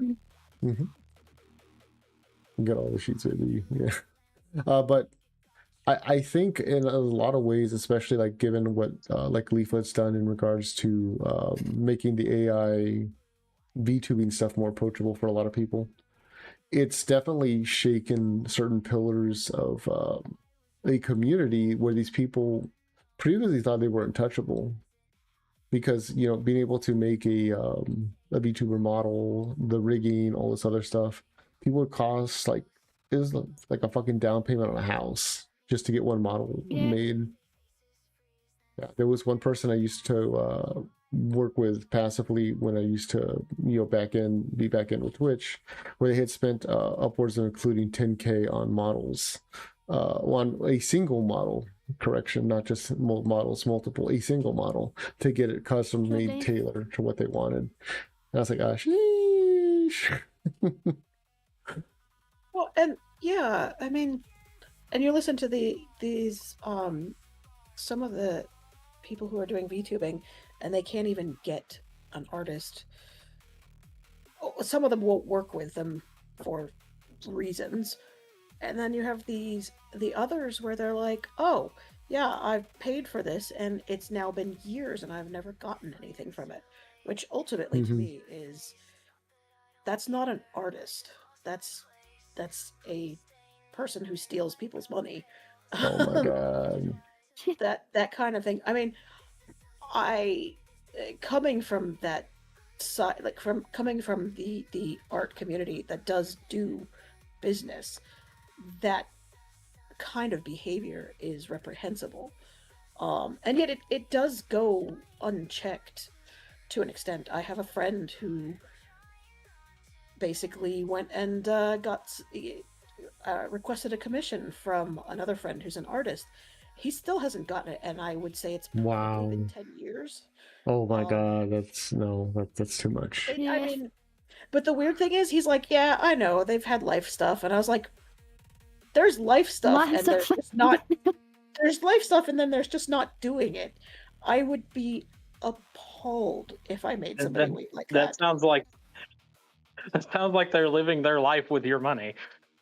Well, I mean, honestly, we're not talking a ton of money in this case, but even still, it's not acceptable. Like I've had points where when I would be like, oh, somebody's commissioned me for something, and I'd be like, oh, I'm having a really bad time right now, and they'd be like, yeah, it's fine. But I don't make someone wait for all eternity. That's just like there's a point where I would say this is completely unprofessional, and that's the type of person that just makes other people look bad. The whole community looks bad at that point, and then you go, well, AI, There's an Like- option. like Vagabond said on our YouTube feed, a con artist. Ha ha ha ha. Ironically, they usually are con artists, not in the. I mean, some of them are con artists, and some of them just are the artists that you find at cons. But Hilarious. Actually, I have a little bit of. Go down the, Go ahead, the Bubba. rabbit hole of con artists gone. Oh yeah. So I actually have a funny story about that. Like my first like girlfriend, from college, she was an artist. She was terrible, and not that she made bad art. She made great art, but she was terrible. You want to talk about a lazy bitch? She was a lazy bitch. And there were people that were stupid enough to pay her like thousands and hundreds and tens of thousands of dollars, and they would just throw it at her for the opportunity to be in line in case she got off her ass and decided to work that day.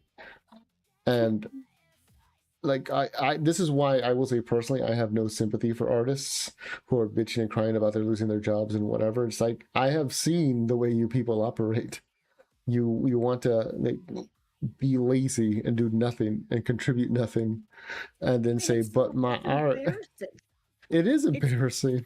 It's honestly embarrassing. And I will say, I'm an artist. I do work, and I make money as an artist. However, that embarrasses the heck out of me. Yeah. And I will also For say, clarity, a traditional artist. Yeah, traditional artist.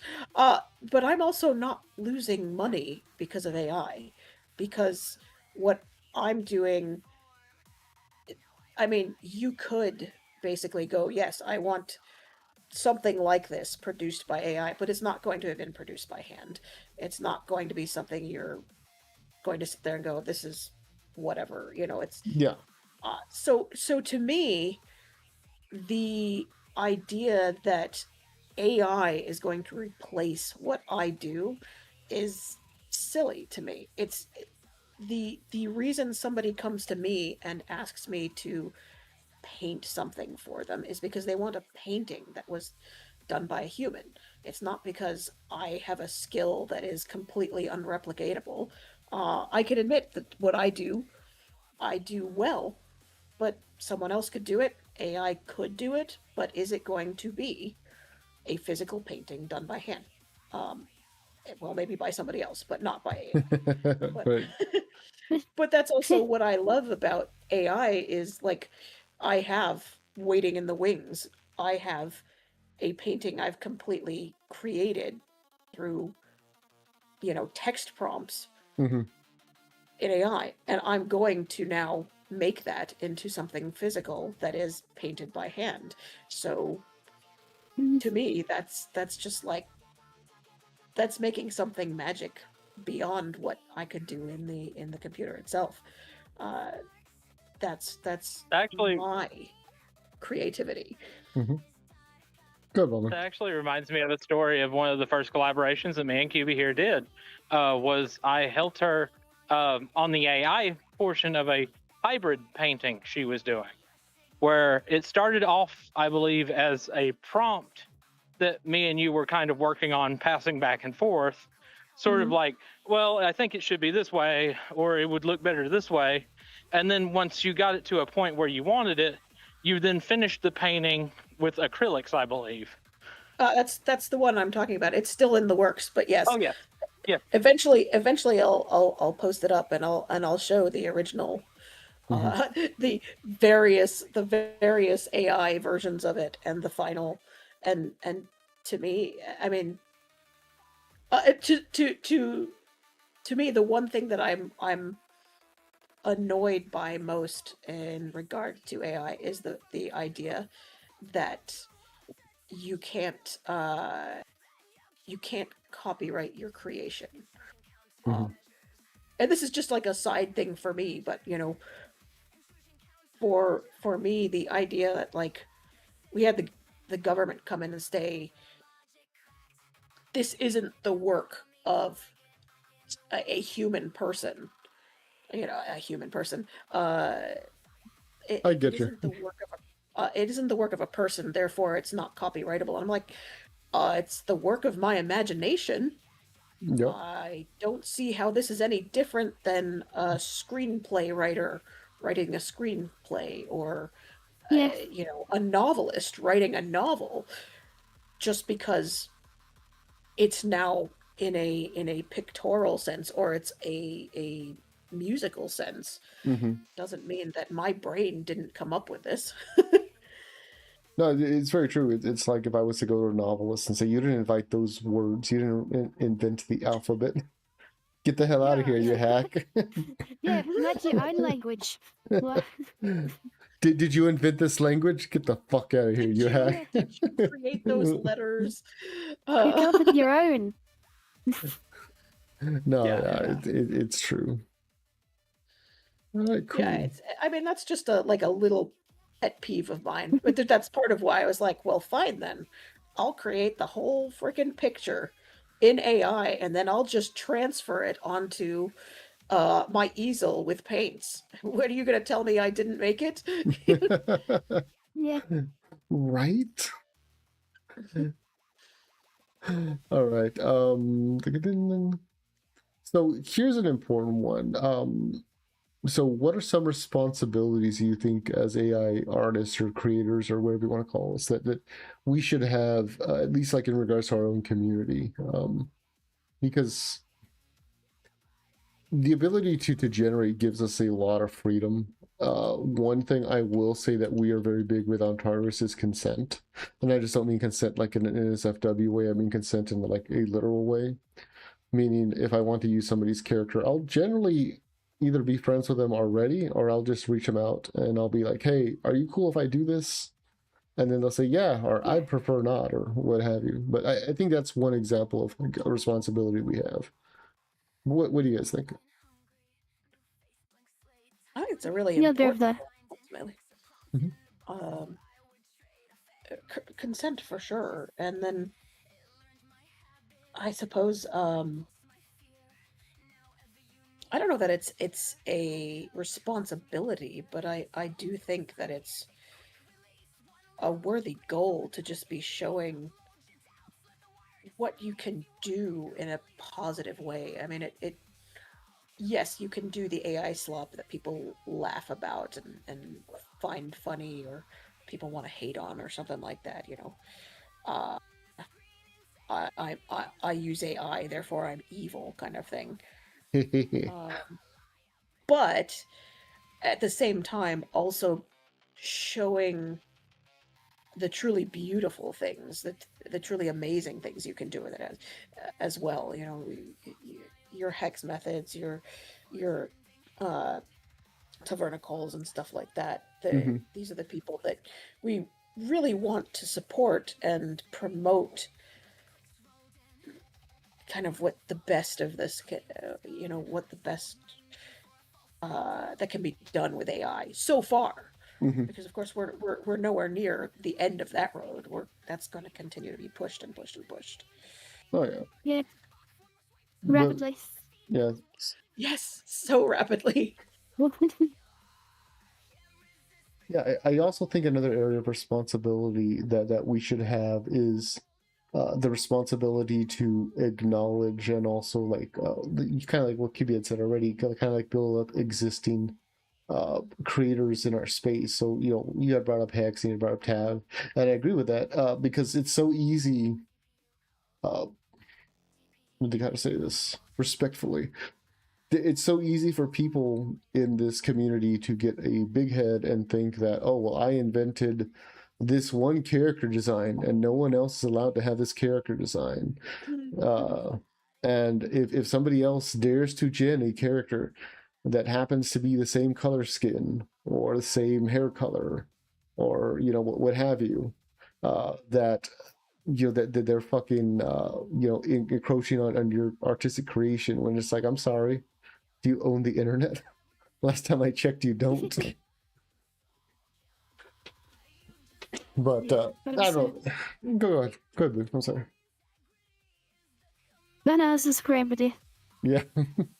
I don't know. I just think stuff like that is ridiculous. And if I'm gonna speak transparently, it reminds me back to the old days of freaking what's it called? Like the Sonic community with people would be like, this is my original character, do not steal. And it's just like Sonic with a fucking like Sonichu design or something.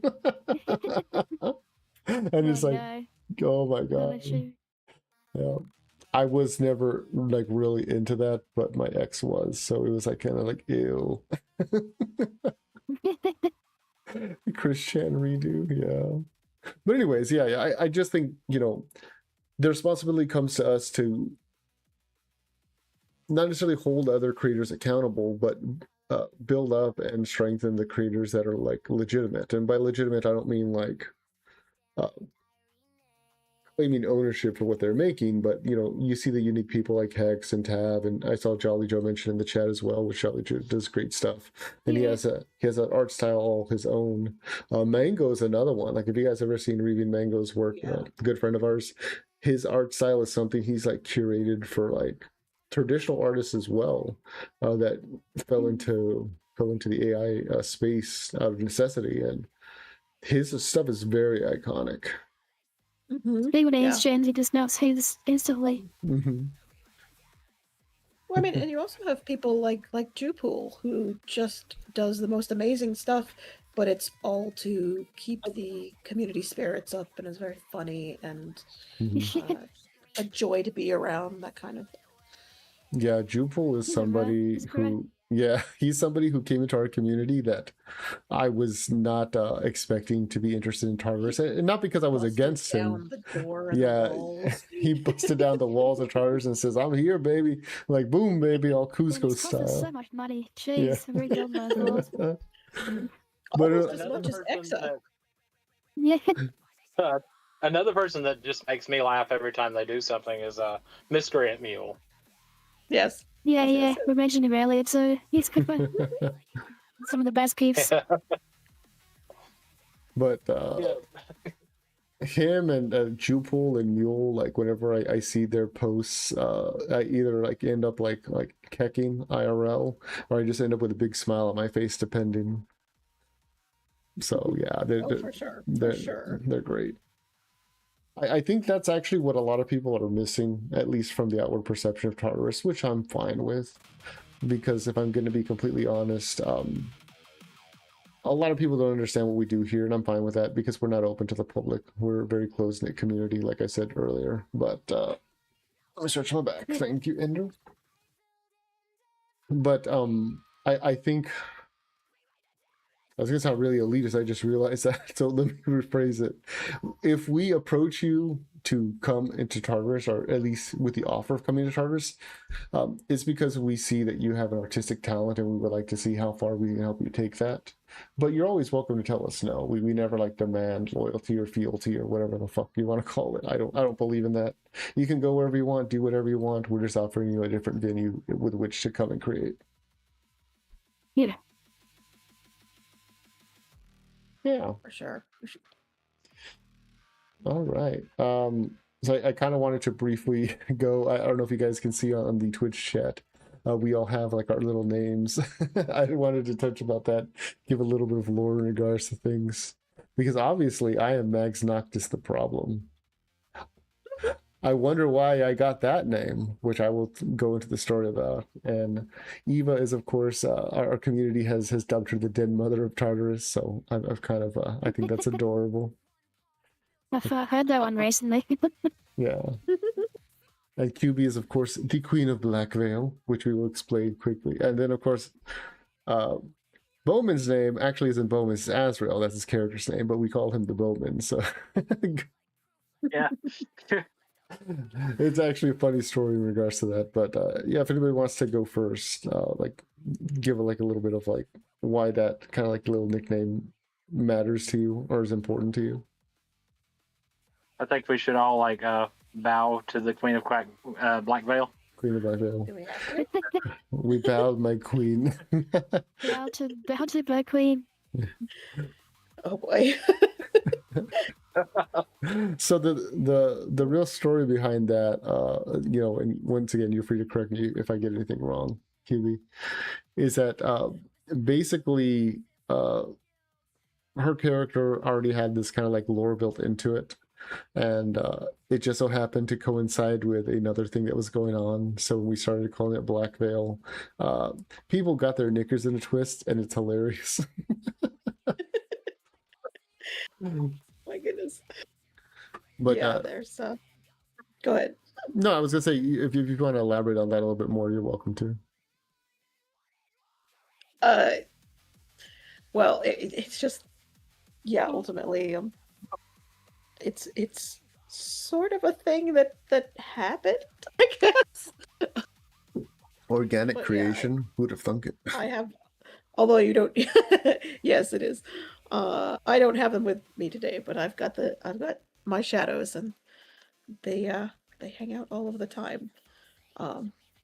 So why are we? Oh my God. I gotta stop looking at the side chat, which is now. Quack Veil. There Anyways, is no quacks. There are no ducks. there are no ducks in Black Veil. No, Quack Veil is somewhere else. even if they are delicious. Okay. But anyways, That's where the server and I have to create another hell. we have to make another hell. Yeah, that's one fun thing we do.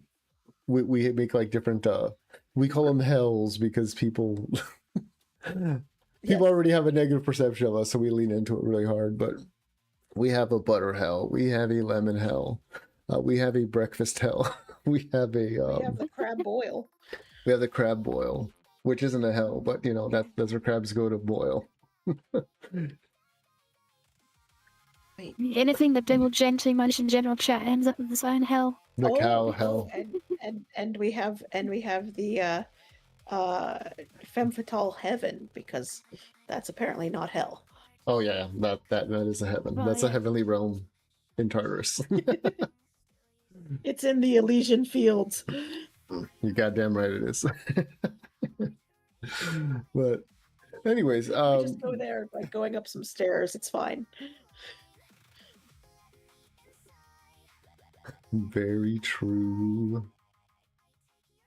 All right. Now here's I think that's kind of a moot point to bring up. I'll go and move on to the one. So this is like an area that me and like Eva have talked about like a little bit behind the scenes in regards to like the AI VR kind of like crossover areas, especially, you know, VR chat's a thing. Let's be honest, we all know what VR chat is. We all know the degeneracy that goes on there.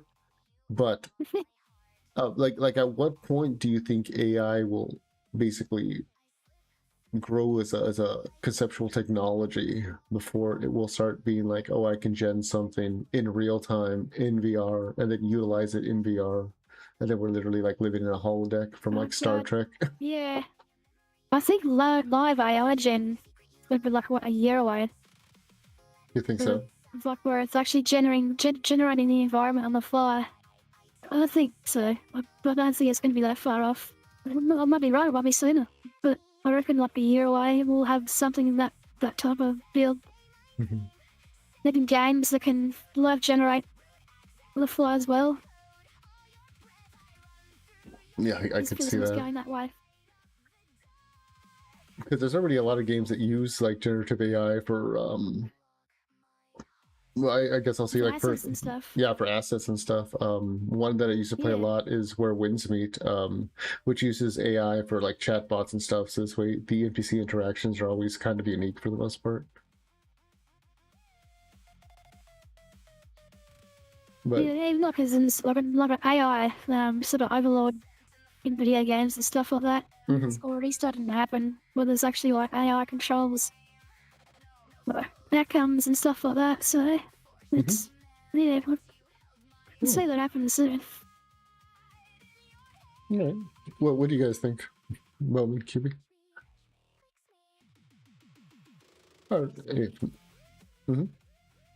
As far as where it's going, but far as where AI is going to go in future, I honestly I don't think I have the brain capacity to think of that just yet. I'm still just sitting here going, oh look, I'm going to try and create a new pretty image.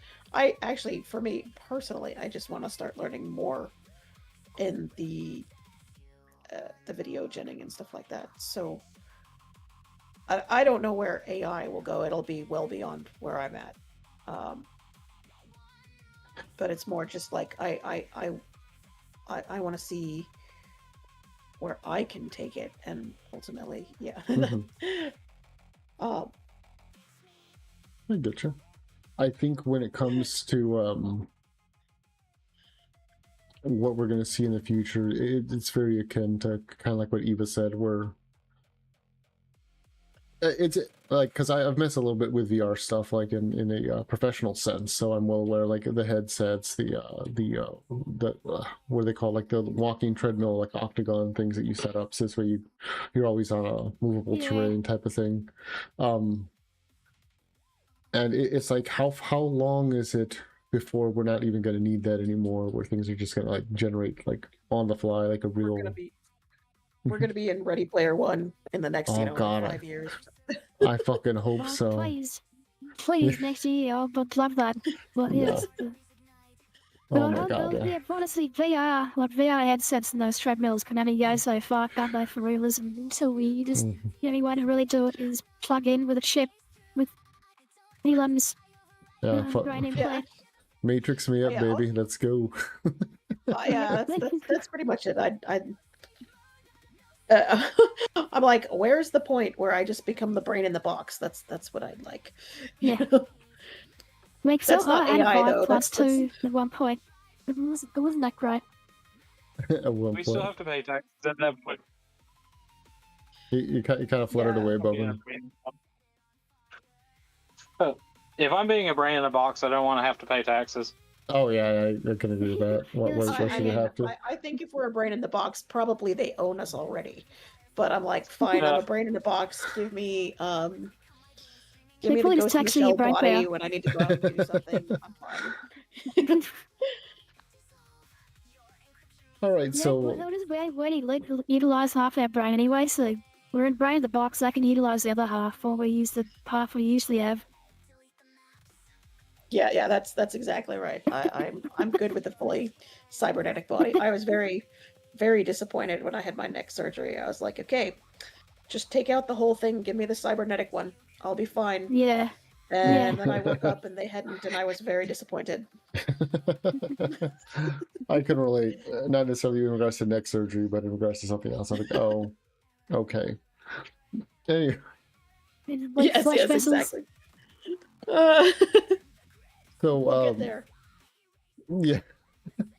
Okay, so one thing that I kind of want to talk about, it might be a little controversial, but not terribly so, I think, is that a bunch of people have basically viewed Tartarus as kind of a... I always like to think of myself as playing chess with the members of Tartarus, and people accuse me of basically being like, oh, so you're sacrificing your pawns. I'm like, no. Have you ever played chess correctly?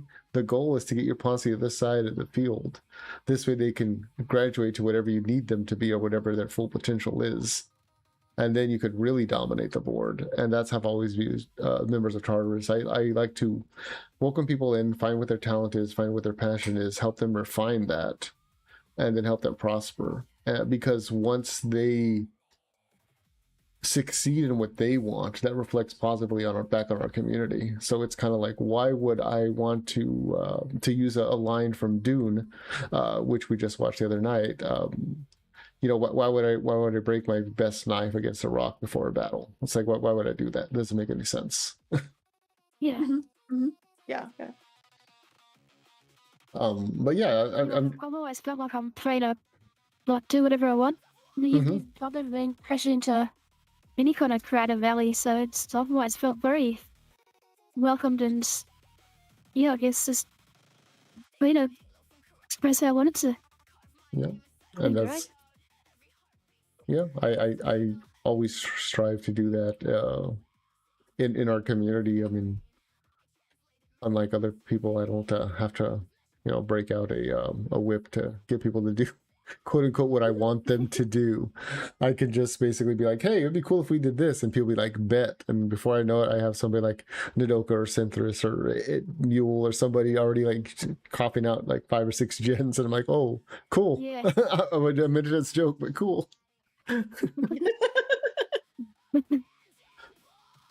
Or Mango with the screen grabs to make Oh, certain Mango. He loves doing it. Mango is great. All right, so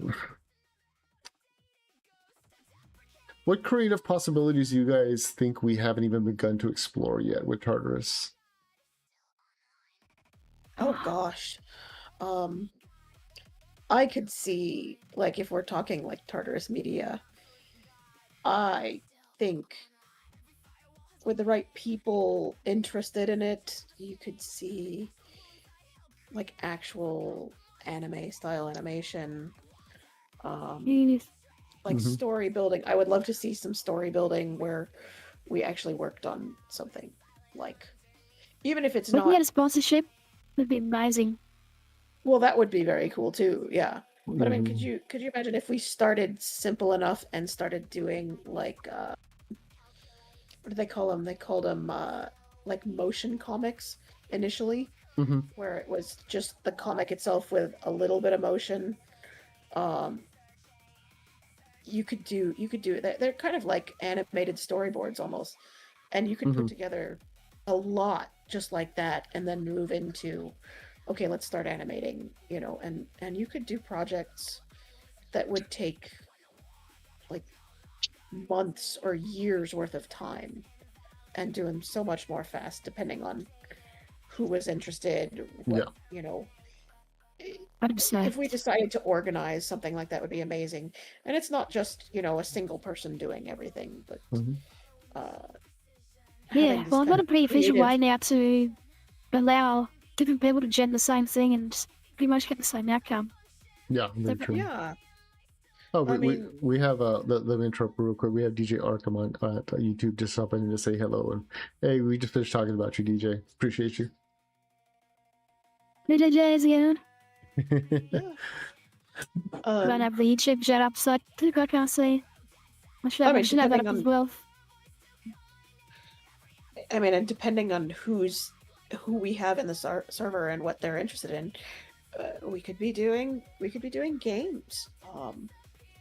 Uh, So we, it's so on that note, I don't want to say who or what, but we recently have welcomed somebody new into the server who is working on an AI game. So that very might well be a possibility we go in the future. yeah. Yeah. Yeah. I was in You on know, that some interview. of Yeah.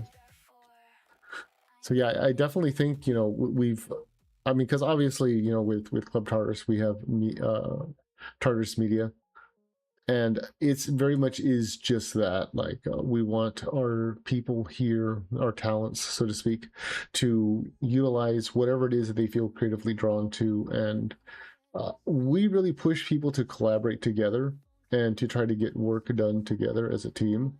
That doesn't mean we're forcing people to do anything they want to do, but it's kind of like, hey, you have this idea, they have that idea, bippity boopity, you know, get some work done.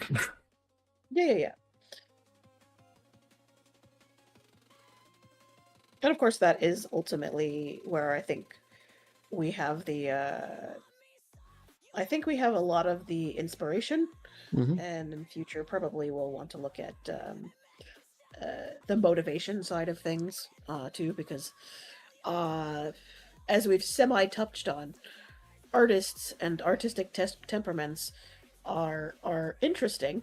Oh yeah. And one of the things that you can definitely run into is, one, the ability to hit that creative block, and two, the almighty power of procrastination. Mhm. And Artism. that's one I hit a lot, is, and man, AI is amazing, but boy, is it a really fantastic distraction. Just Oh like, yeah. oh, I could be doing yeah. this, or let me gen this thing for a moment. Let me get But, those My nothing is AI, so my distraction is my work at the moment anyway. Yeah. Yes. So for you, that's your bread and butter. But yeah, no, I think that's good. So Yeah, the here's autism. the artism. The artism is strong with this one. The autism is strong. All right, let me see. Okay, so here's a good one. Where do you guys see Club Tartarus in about a year, maybe 2 years time? Beyond just a Discord server? Well, I mean, I'm just talking like Media Empire? generally. I mean, where we are in Media Empire, we will control the interwebs, and they will know our name and fear it. I'm Hopefully, joking, of course. by Mhm. a year or two, have produced at least a full-blown movie. Yeah, we can definitely do that. Full-length, full-blown movie. It'd be amazing. That could be That would be served than we pretty think, to be honest. That's something that I'm really excited about. Is the prospect of us making a full blown feature length movie in the near future. Right now, Yeah. of course, you and a few other people, Eva and Mags, as well as credits, the person that started this whole stream today, have all made music videos, really outstanding music videos using AI art and Suno music. But I really am excited to see what y'all can do, given the newer advancements in, say, C Dance and Yes. a few other programs that are really coming out recently. Yep. I know. We can get CDs 2.5 on tap. We can make a movie right now. But Yeah. it's just like we'd have to have unlimited gens. That's the only thing. It's the only way you could do it. Yeah, that's where we're kind of getting throttled or cooked in the cook chair, so to speak, by 2.5.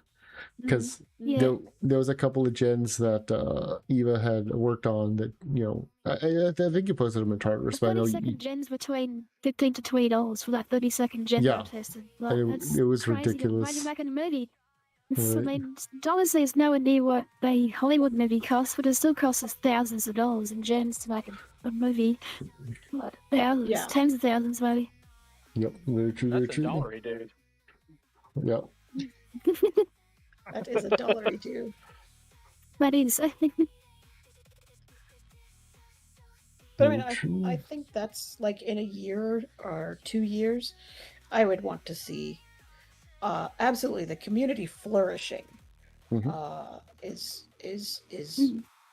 absolutely part of that, but also to see Tartarus Media as a generative powerhouse, whatever that entails, whether it's movies or Yeah. music, even just visual arts. You know, the as much as we, you know, people will overlook, I think, to an extent, the static image. Mhm. I don't think that we've explored even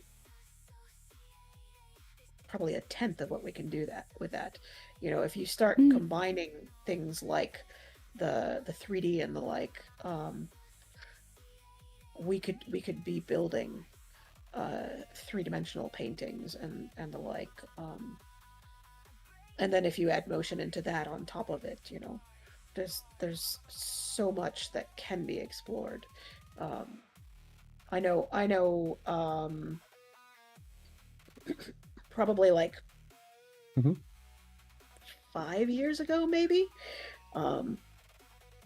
So in the dark times, Before the dark there times, was- before the empire. there was actually a short-lived attempt to do a virtual art gallery.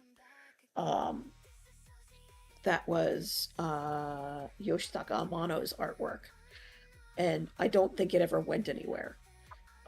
But they're going to do like a museum that was a digital museum, and I could see us doing something like that where you have a place that people can visit and you could literally change out exhibits, you could feature artists, you could, and it doesn't necessarily have to be just visual or static. It can be sound, it can be any number of different things. So there's so much potential. It just means you need the inspiration and the ultimately the creativity to think it and write it into existence. No, I totally agree. I think the so to kind of take that concept and pivot slightly, like the way that we've discovered prompting, the way that we have gotten things done is just kind of like been like completely like eye-shattering, mind-breaking to me in a good way. You even showed me some of the special techniques they do in regards to master prompting for world building. When we do the world building, and oh my god, I was like, holy shit, I didn't know we could do this. And Eva's like, oh yeah, boo, let me show you. And she just shows me. Yeah. I like, just do this and do that, and then we get the whole prompt, and there we go. If we want to change one thing, this is how we do it. I'm like, I am so turned on right now, but that's a different, it's a different I really want topic. to show people like how to use those MD files I make, but we'll give you your styling locks and stuff like that. But it's some people just try and tell them, and it seems like they get Yep. probably need to actually show like stream to a classroom or something. Well, I mean, we do have the Those AI kind of- labs. Those kind of stories never get old to me. You'll have somebody learning a new technique in the community, and they'll be collaborating, which is a big thing within Tartarus. We love our collaborations. One person will be learning a new thing, and it'll just be like mind shattering to them, the new things that they do with a prompt, and the other person's like, oh yeah, I've done this like for weeks now. Yeah. Yep. And yeah, people develop their own Damn techniques it. a lot. It's brand new to me. What the heck? Mhm. So like, I I very much developed my techniques in a bubble. Like I did not do a lot of external research beyond basic prompting techniques. I Mhm. did a lot of my own trial and error and research. oh yeah. Yeah. And what's really, I guess in a weird way, it can be kind of daunting, because I know we talked to one of our members, Ramulus, a while back, where he was kind of, I'll say lost, for lack of a better word, because he was like, I know how to get from point A to point C, but there's all these hurdles in the way, and I don't know how to find point B. Because we were basically all like techno jargon talking to him, like, just do this and that and whatever. And he's like, I have no idea what you're saying. Yeah. Same.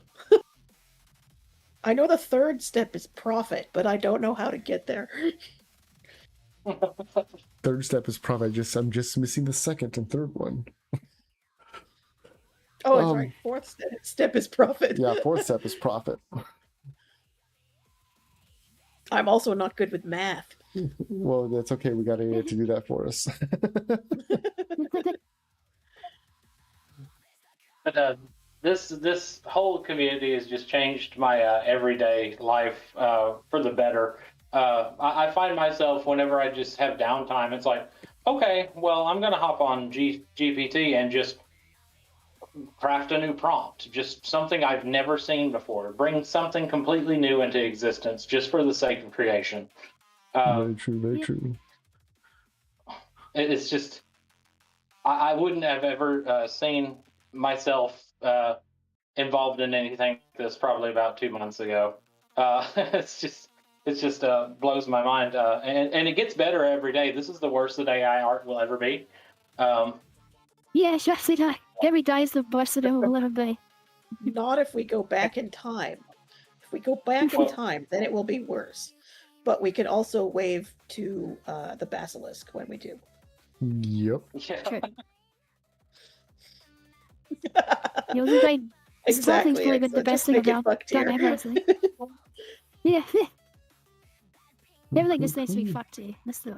Yes, make it fuck tier. Make it fuck tier and movie tier because it's just porn tier. we're, we're not beating those Gooner allegations, so. No, we're not. Anyways, Even though fuck tier doesn't do that. yeah, fuck tier doesn't do that, if anything. So if you guys want to have some fun prompting stuff, what you make your prompt like regular, and then at the end say make it fuck tier, and it makes it like really depressing, really fucked up. So that's what makes it just sounds funny. I think that both ways, because if the bitch is already a bit sexy, it does make it sexier. It can do that too. It can do a few things. It can go both ways, like a bisexual. Ironically, mine, it just makes it cooler. And I was like, wait, why did that work so well? Yeah. We know all the techniques of the dark side here. Of the dark side. All right, then. It works for, well, God damn it, Exa. That's all I'll say. All right, let's get to a couple more topics, and then we'll get out of here. Okay, so we kind of already touched on it a little bit, but what is the weirdest things that we have individually like genned and created? I think you know one of them. Yes, I do think I know that one. I think I can bring it up. Watching Team America? Yes. Yeah.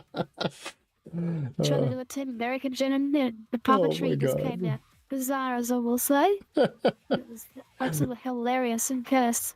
I don't know. I've turned people into muffins and goats and half everything else. Probably a certain chicken is the most out there one that I've ever genned, and I know y'all know exactly which chicken. Oh my god, yeah. I mean, the jar's the craziest thing from the day ever did, for sure. The jar. My brain buzzed out again. What was the question? What was the weirdest thing you've ever genned or created with AI? The weirdest? Oh.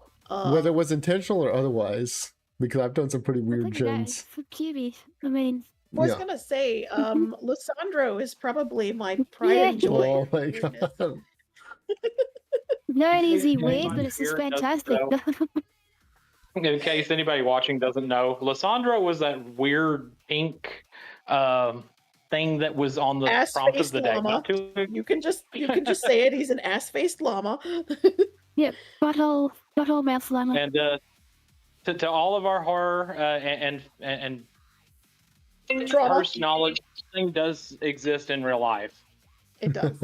It does. It is a precious, precious, wonderful plushie that I use to horrify people. A precious, wonderful horse-faced llama.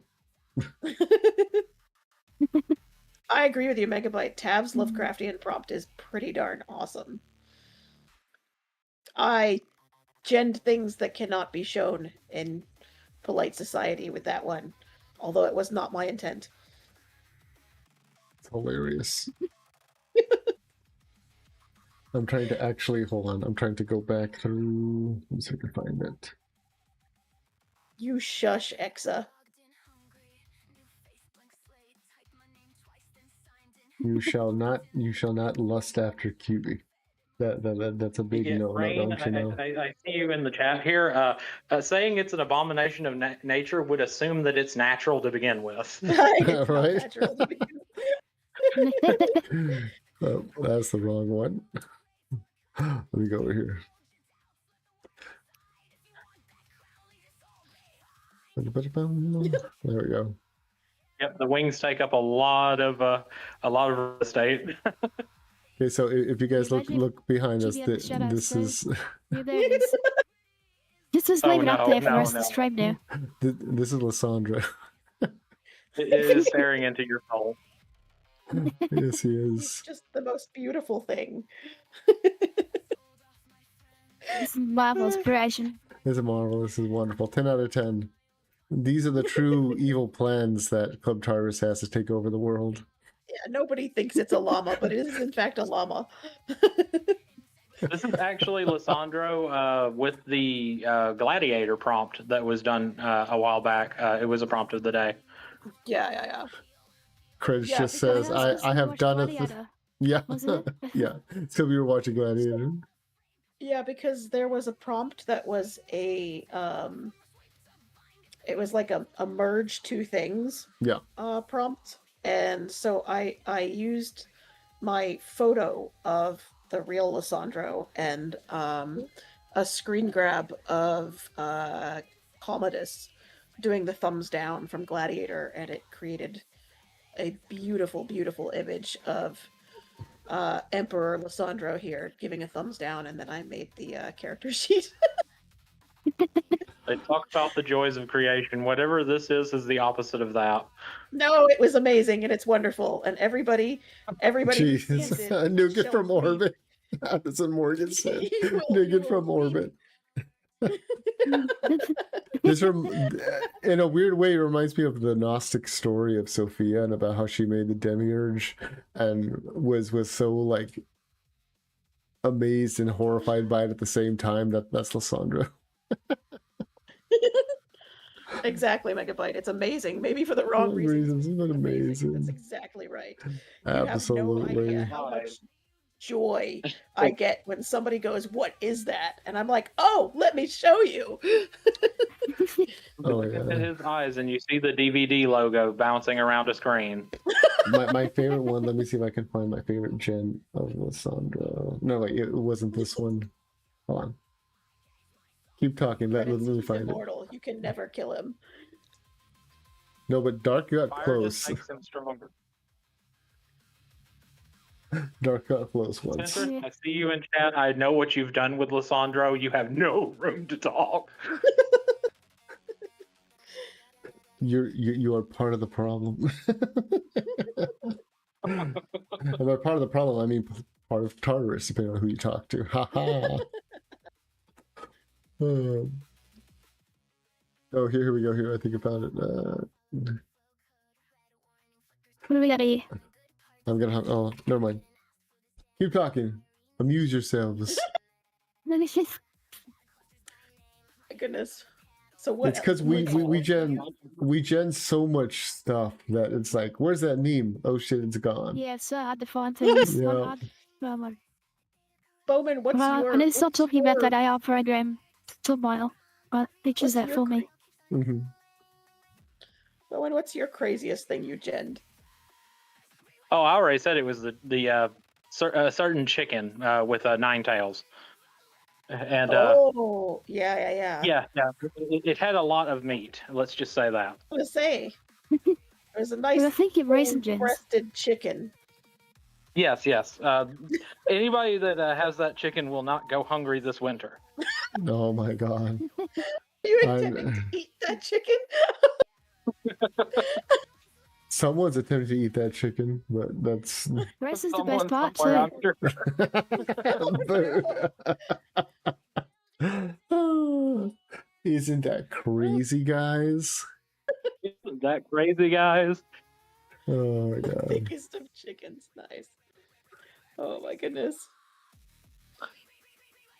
But anyways, I just went one for the. Isn't that crazy, guys? Ah. Been a while since we Anyways, heard that. been a hot minute, but it's worth bringing it up. Anyways, okay, let's move on to another topic. Okay, so what is the AI tool or API or however you want to define it that you use the most in your creative process? Well, at the moment, it's what GPT and Runway. Mhm. Runway only because I'm still with the unlimited T or C dance, so I just even if I don't need to generate something, I just generate something there because why not? That's usually how. Yeah, that's usually how a lot of our projects start because we just start messing around with gens and we're like, ooh, that's fun. That's fun. We'll just work on that. Yeah, it's like if it's sitting there doing nothing, my money's going to waste because it's like it takes me out of queue everything. So yeah, Yep. the GPT and Runway are 100% my top two at the moment. I use Grok for the occasional bit of research or something. It's Cheeky. very much there. Yeah. Grok is really good for research purposes. Yes, research. Research purposes. Yes. Research. Okay, enough with the research. I'm gonna research until I'm ratioed already for the day. And I have to wait a whole week again. Anyways, Kiwi, what about yourself? I use GPT primarily for the for image genning, since that's what I do the most on. I use Grok occasionally for not so much research as just learning a little bit of the animation side of things. I'm in the very, very like infant stages of that though. And I also like Perchance for some of the just the purely written generations. And then if for whatever reason everything goes down, I'll go check out like Gemini or Arena. Oh, Arena's a really good one. It's very underutilized. Yeah, and it gives you the different ones you don't necessarily know about or have access to. I mean, I know there's also like PixAI and stuff like that, but eventually I get overwhelmed with the options and go, I'm just gonna stick with the ones I know. So I mean that is one thing. Stable diffusion as well. Yeah, stable diffusion is stable diffusion. Have a local gens going now, I guess too. So it's stable diffusion and testing out that Minimax page 3, which is the local video gen. It's crazy good for local. I didn't think it'd be that good. It really is. Play around with that more. Yeah. It really is. I know that I've been learning a lot of stable diffusion, from yourself. You kind of shared your workflow as far as how it gets done, at least for the things we mess with there. And I was kind of like, wow, this is never would have thought about doing it this way. Actually, somebody else I'd like to shout out from the community is Mad Catter, not Mad Hatter, Mad Catter. Yeah, I have learned a lot from how he does some amazing gens just by studying his workflow and what he shared in our AI labs, which is something I want to actually throw out there.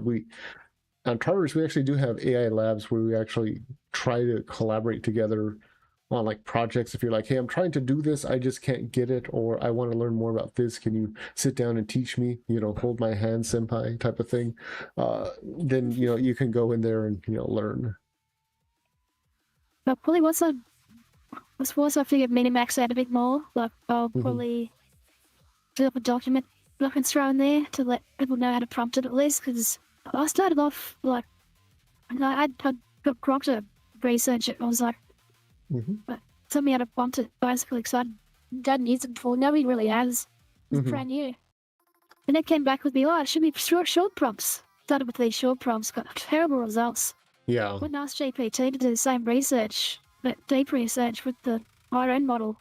It came back to me with super complex, like stepped out prompts in like 3-second to 5-second blocks, and I had this huge prompter stuck in it, and it came out a mile better. I was like, okay, so that was a big step right there. I was still figuring out the fine details and how to get things to work in that. So we had a question on YouTube from Morgan King Warlord, aka Morgan. We all know Morgan from the community. They wanted to know, have any of you tried Vtu? I have messed with Vtu a little bit, but I'm curious about what you guys think about Vtu. I have not. It's not on Runway's models to use, so I haven't played with it. Okay. I know in regards to Bowman and QB, I don't want to speak for you guys, but I know you haven't really messed too heavily with video generation, aside from maybe like what Grok offers, right? Yeah, I haven't. Grok is mostly just because ASCII oopsed, and he did the 3-day free trial and then forgot to let it up stop it from charging, and then I was like, oh well, we've got it for a month, and we're like, okay, and then I was like, I just kind of played around with it, and then it was all, no, you really want to stay for a while longer, and we were like, no, we don't, and they're like, well, how about 3 months for 1 month's price, and we're like, okay, that's a deal. We'll see if it's going to get any better. And it does seem to be getting a little better, so fingers crossed that it makes itself worth its while. And then we'll be all like, nope, we're not keeping it. give me another deal. If you're not giving me a deal, we're not keeping it. Yeah, the full price I don't think it's quite worth the amount of tokens of Agreed. generations you get at the moment. So, Yeah. So that's the other thing. I'm sure you guys have noticed that Grok is just getting terrible. I know it's something like terrible, like gen wise. Well, yes, gen wise too, but terrible in regards to they're charging you more and giving you less. Yeah. yes, and the weekly reset is ridiculous. Like, I hate that idea so much. Like, anyone that gets into generating stuff knows they're gonna burn that out in one seconds. sitting. yeah. In seconds. And then he's stuck for a whole week. Like, at least before you could sit down, do some gens for half an hour, and then you're burnt out for the day, you do it again the next day. But Yeah. it's ridiculous. Yep. It's I don't know what they're smoking. All I know is Grok used to be cool. It used to be awesome. Used to be able to do some basic gens with it, even basic video gens. I think on the free model you get like 3 or 5 a day, which I thought was fair because it's like gives you enough of a taste to see if you want it more. And then they just suddenly like rug pulled and pulled it all away, and I was like, nope. Literally the very next day, the first video gen I did, the next day they were like, nope, you don't get to do that. And I was like, what? That But first I one was just shit. started. I just started. This one was total shit. I can't even fix it now.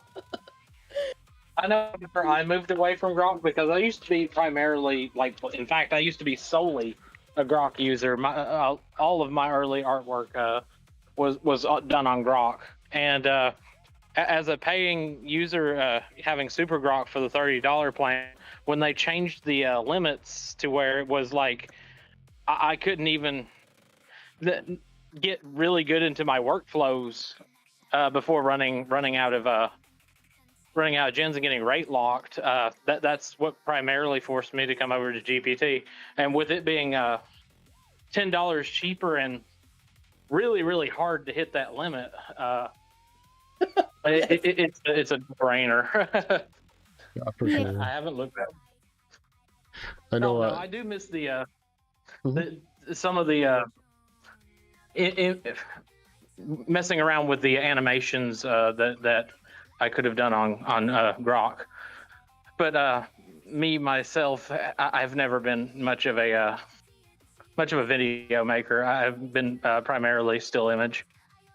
Which I think is fair for a lot of us. I mean, I'll speak entirely to myself. I do have a doctorate in shit posting, so the ability to quickly gen a shit post just adds extra salt in the wound. So I take great pride when I'm able to do that. But by the same token, I won't. I don't think I should have to pay more money to do a shit post. I think it's ridiculous. Yeah. Well, and I also think that, you know, you still don't have to have everybody does everything kind of thing.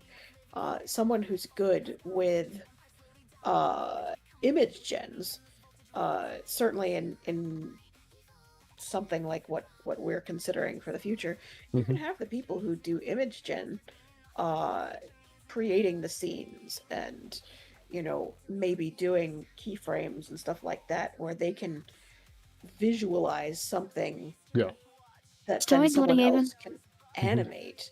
And if you have that, like, I'll say like the genius level of visualization, like Bowman is incredible with lighting. I can't see that the same way. My interests lie more in black and white and illustrative anyway. I couldn't have told. You could have surprised me. Oh no. my god. But if like but in all seriousness, when I think about what would I do in an animation thing is I don't really think, like, I love watching anime, but for me, I wouldn't be interested in doing anime. Would I love to see an animated ink painting? Yeah, actually, I think that'd be really cool. And one day, that's where I will probably go into exploration. I mean, even something like the avatars we're using now. I'd love to see it where it's literally just a brush ink illustration animating. I think that would be really Ooh, hold on. different. I just got some new news on the YouTube stream from Golden Kiwi. He said, yeah, but now Grok has 6 seconds videos for free again. Can anybody validate this? I'm paying for Grok, sadly, so I can't. It literally just 26 updated seconds, today. 40p. So it did just update today, and literally my ex Grok was telling me, hey, stuff, so he's probably correct.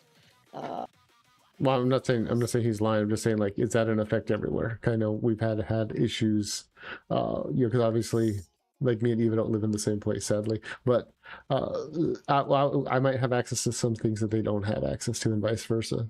Oh, What? yeah. Grok changes day to day. For some reason, I go from being able to generate 30p and one day to the next day not having it available again, and the 15-second thing disappears too. I don't get what's happening. Yeah. Nadoka, if you have free Grok, why don't you test that for us? Yeah, I'm gonna say Nadoka, check and see if... Get if you have free Grokking. Grok. Get Grokking, bitch. We should put that on a t-shirt. Get Grokking, bitch. Get Grok. I also did want to give a little update in regards to the fundraiser. It looks as though, if I am mathing correctly, I may not be mathing correctly, but we have raised an additional $250 for the family, so that is good. I'm happy for that. That's wonderful. Lewis. Just a quick reminder, if you guys have not donated, or you know somebody who can donate, use !charity, which I will do right now. Haha. Like that. It'll populate it. Or you can scan the QR code in the top corner. I've had it up the entire stream. This is just something to make sure that we help them out. This is why we're doing it. I mean, I love hanging out with these guys anyways. I mean, Eva, my boo, QB, Bowman, pretty much everybody in Tartarus. Like, if we're not talking, then I feel weird. That sounds weird. We're not talking at least a little bit. So I get and talk to them for hours about nothing, which is basically what we've done. And we have about 20 minutes left. So let's try to get through a couple more. Fill it up Talk with for a the whole next bunch of 3 hours. nothing. Okay, cool. Oh, yeah. We talked about the thing that we love, which is Tartarus, the thing that we have Yes. all helped to build together. Yes. Tartarus and AI. Yeah, Tartarus And in there. Mortifer just tested, and free Grok vids are back for him. Yay, thanks, Mort. Okay, so one thing I will kind of must be put trying to out be there, wrong. this is a little bit of like lore. There's a bunch of people who are afraid of me, MagsNoctis, because they think I'm a big bad Baphomet. The person you got to really be scared of is Eva, because Eva's the one that makes sure that they put pickles on my burger when they don't put pickles on my burger. So actually, Eva's a scary one. Pickles are delicious. Yes, don't be scared of QB. Don't even look in QB's direction. There's nothing to be concerned of. Have a nice Yes. day. Yeah. But actually, what one thing I kind of wanted to touch on briefly before we get out of here, 100%, was basically to touch on a little bit of our lores and about how we've kind of like intermingled them in regards to like the birth, I suppose, and conception of Tartarus, and it's all been like a very natural growing process for all of us. I would like to say I take credit for that, but obviously, I come up with an idea and you guys can be like, nah, and I'll be like, okay. So it's very much like collaborative. My whole law has been, the whole time has been about just evolving with the whole growth process anyway, like the AI learning along the way. So, kind of, yeah, I guess it has just become part of my character now, the whole Tartarus law. Mm-hmm. And that's how it was naturally supposed to be. Yeah. So That's one yeah. thing I could always say that this server is alive. I mean, Yeah. it is Yes. sort of its own. It has its own will now. Yeah. The community will do what it will, despite what we want it. Sometimes, I mean, the whole butter thing that breached containment and got out into the wider internet. Shush! Don't rule it back into existence. Yeah. Wouldn't be surprised if the next GPT model just knows what what No. Tartarus symbology is. Oh Like my Shrine god. does. You know how hilarious that would be? Like when next GPT comes out, like, was it 5.7 will be the next one? And it'd be like, make it Club Tartarus here. Boom, baby. Because we gen so much in it. Done. Yeah, Done. it's already in the model. We're good. Make it Club I was gonna Tartarus say here. it already knows what it is in mine, so Yeah, just like- same. So, set in yeah. Club Tartarus. There it is. Yeah. Same. I should actually just Yeah. really save that prompt so because you know you have memory you can force it to save to. It's limited, but you Oh, can cool. force certain things in there. So you could just literally save the Tartarus prompt to the stable memory, I think it's called officially, or permanent memory.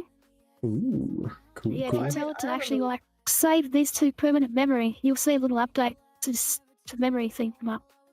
See, and this is why I love Eva. God damn, it's so smart.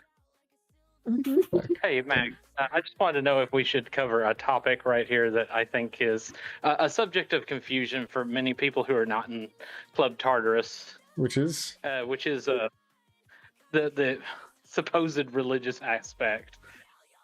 okay. Yeah, sure. Here, go for it. We can do that. Yeah, I just want to go ahead and say, like, the symbology and everything of Club Tartarus is nothing more than that, just symbology. That, like, we have people of all faiths here, which I am really, really happy of. Mhm. And I just feel really, really saddened whenever, because I myself am a Christian. And whenever I see my brothers and sisters out there just waylaying on Tartarus, which is like, at the end of the day, guys, it's the Discord server. Like nobody is like in danger here. Yep. Nobody's being captive. It's like, let's be real, it's a Discord server. Yeah, We make art here. yeah, I was gonna say even X as a Christian, and Jess too. Yeah, Jess, I You do know, not it's try true, to yeah, geez, sacrifice. like- Tried to sacrifice it. I've been into heavy metal all my life, and heavy metal has a lot of like symbology, same sort of thing. Mhm. But the heavy metal bands are the nicest people you've ever met in your life. Most of Yep. them. They're always the nicest, like celebrities. They're never assholes. We'll talk about our clan tag, which is SYNR Center, and it's like, guys, it's a play on synthetic creations. Yep. SYN. Yeah. Yep. That's sure, why we it's may have funny. been edgy there towards the end, but it's like, Well, you see that's kind of it's the fun of it. synthetic. Yeah, Yeah. that's kind of the fun of it because it's yeah. we lean into those aspects because a bunch of those aspects of the community are basically shunned in the community proper, or greater, I should say, which I think we are rapidly overtaking. But I digress. And it's kind of like, you should have the freedom to express yourself the way you want to express yourself and do the things you want to do, as long as you're not hurting yourself or hurting anybody else. What does it matter, in all honesty? I also think that to limit somebody's creativity solely based off of a religious expression is just like stupid. But I mean, that's a me Community thing. is some of the finest people I've ever met. Some of them share the same belief system as I do. Some of them do not. Some of them share radically different belief systems. Mhm. But I value them all the same. I Some would of count them them get among my along. club friends. Yeah, I'll also say that, like, I'm not gonna point names or point fingers, but I know there's other Discords specifically that are like religiously focused, and that's fine for them. But for Tartarus, we are specifically AI focused, not religious focused, and that's Yes. where we pitch our tent, for lack of a better word.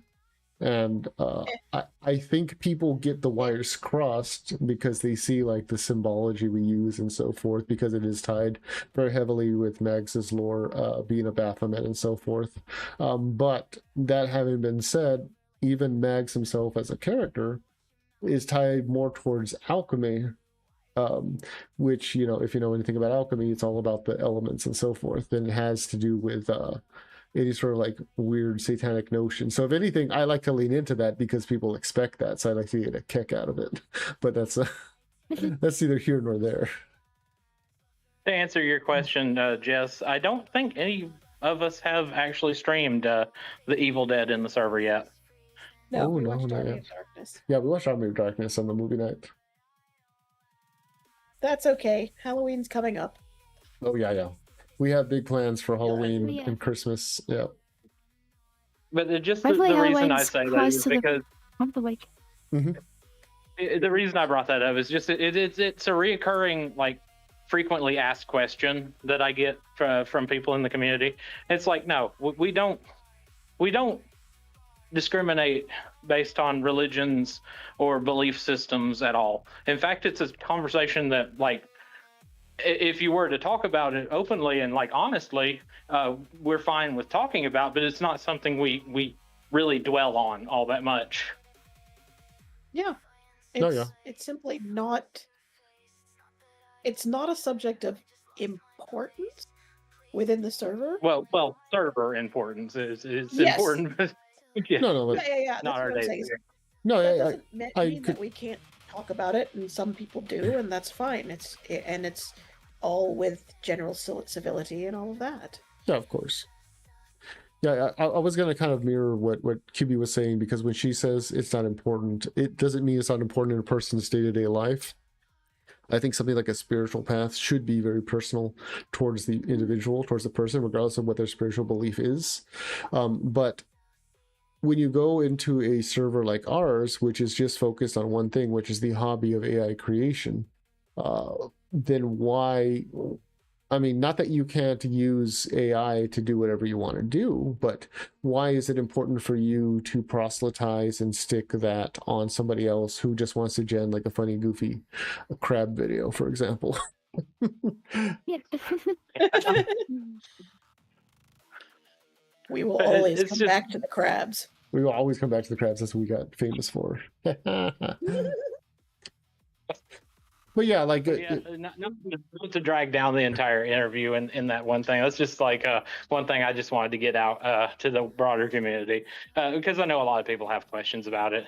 At the end of the Yeah. day, the take is like it's not really something we dwell on here. And no, we won't discriminate if you're a Christian. That's silly. No, yeah, we actually have quite a few Christians in Tartarus, despite popular belief. Myself, I'm not religious, but my whole family's Christian, so I'm a Christian I'm an community. admin of the server. I'm an admin of the server, and I'm a Christian. Y'all got nothing to worry about, guys. No, Yeah. no, you're fine. Oh, You're no. fine. Everyone's welcome here as long as you're not a shit. And if you're shit, I'll show you the door. I enjoy showing people the door. It's a very nice door. It's a very nice door. It's very nice, though. Mhm.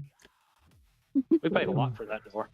Right, and Jewpool just keeps on breaking Yes, it that's down. right. He just keeps on breaking it replies down. it a few God times. damn it, Jewpool. God damn it.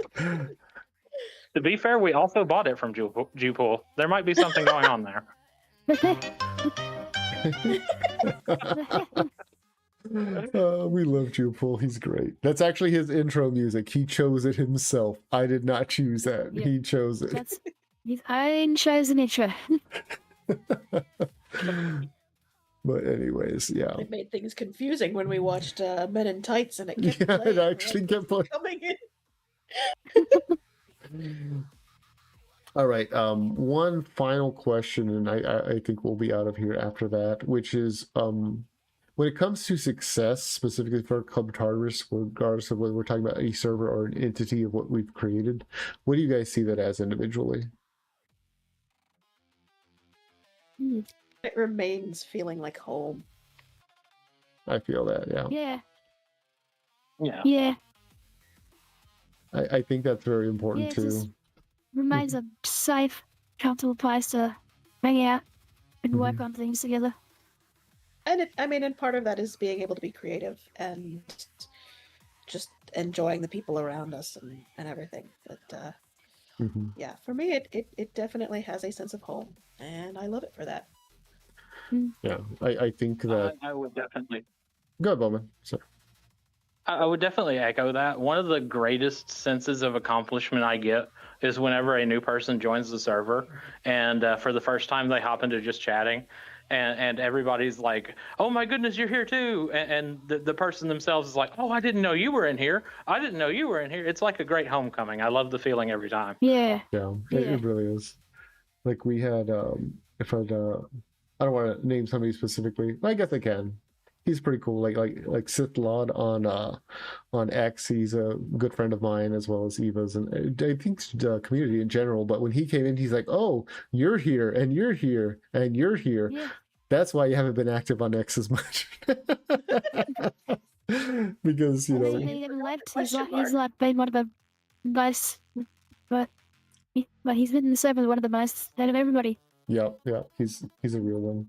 But pretty much everyone who's been on our server, which I will say, we have a lot of boosts in our server. And when I did the song MagsNoctis the Problem with a couple of other people that helped me work on it, we made a joke about having a bunch of server boosts and about not being able to hold them, which is an old internet meme in regards to like what kind of hold all these lemons.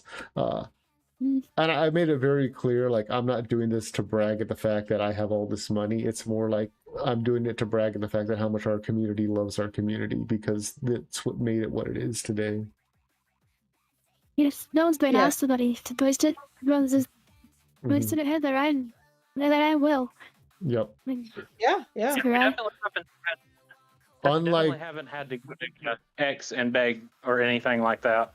yeah, unlike some other servers, That's what we we don't got have before. to. Yeah, we yeah. Unlike some other servers, we don't have to grift to get our boosts. So That fine. Zing. so far a zinger. Anyways.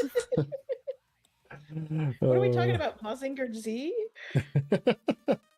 But no, I think so. We got 5 minutes left, so I'm just gonna try to close it out. I think the best thing about Tartarus is that it allows those of us that want to have a creative business aspiration pursue that without losing our roots.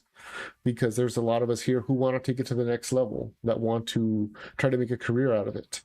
And that's great, and I want to help them achieve that as much as possible. We have also incorporated the Nocturne VTuber agency inside of Tartarus. It is still very much its own entity, but it's now home here. All the talents are here. Everyone's here. Everyone's having a fun time. Everyone's getting along and realizing that the community proper is basically the same community they've been interacting with all along. And I will say, as long as we never have to bend a knee to anyone else, which is something I refuse to do. You know, Tartarus is Tartarus. Tartarus is not any of these other servers or any other places, and it will never be these places. And I think that's what gives us our sense of identity. So, yeah. Mhm. Well, And all right hopefully we then. hope that people who are interested in that will seek us out. Yep, Yeah. yep. Yeah, I always tell people, it's like if you know someone that might be interested in Tartarus or anything, feel free to like contact like me, Mags, or QB, or even Eva here. We'll get y'all sorted if you really have a true interest in joining Tartarus. Mhm.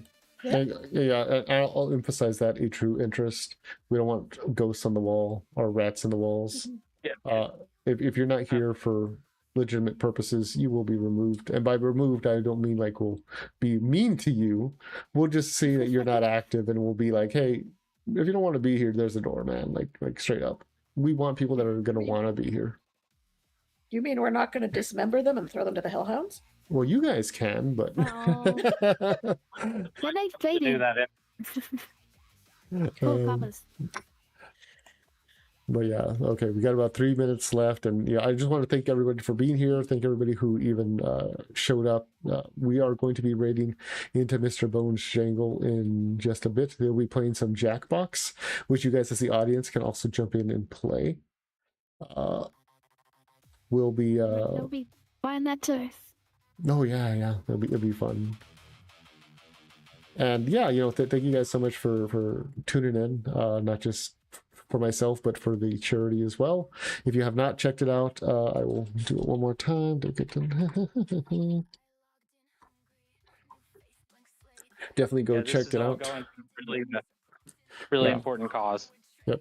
Yes, absolutely. Yeah, we're trying to help out the family who had a loss, and we just raised another $100 right now. So huzzah! Thank you to kind donator That's who did wonderful. that. Oh, So- hell yeah. That's great. Nice. Yeah, and I will also say I'm very grateful to Eva as well because it has been a struggle for them to be up this early for them. And it's So, yeah, it's actually really hard yeah, for all it's all four of good. us to be on at the same time, but I usually stay up late to hang out with Eva or vice versa. But anyways, all right, I'm going to start moving us over to the exiting studio, guys. So don't exit yet. You guys will still see me here, but you'll see people start disappearing. Oh no! Oh no! Oh no!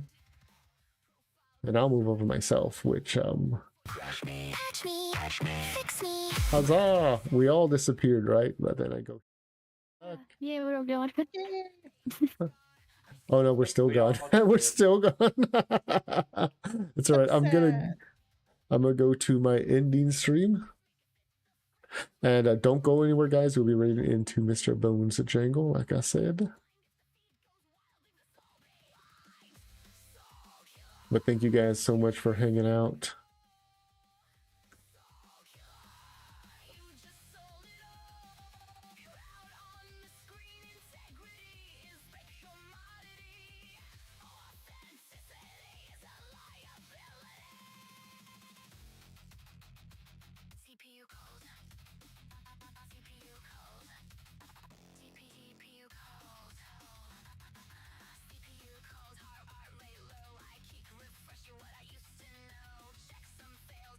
We're gonna go raid Bonesy. You guys have fun and clean up the mess when you guys are done.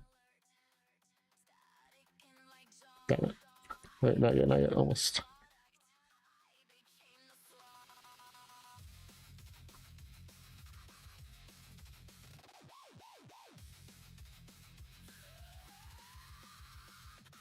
Are you serious? Yay, the joys of having a stream.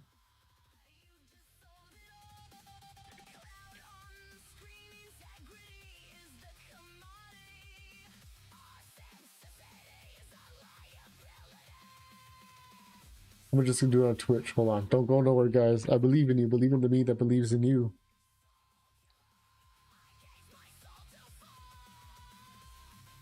Yeah, the one that doesn't exist in this current universe, but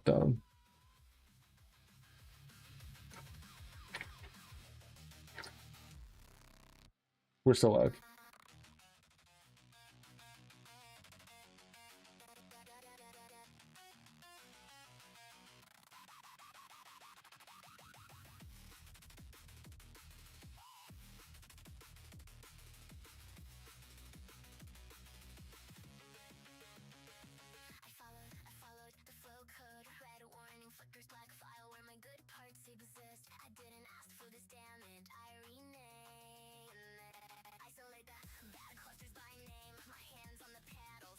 You goddamn right.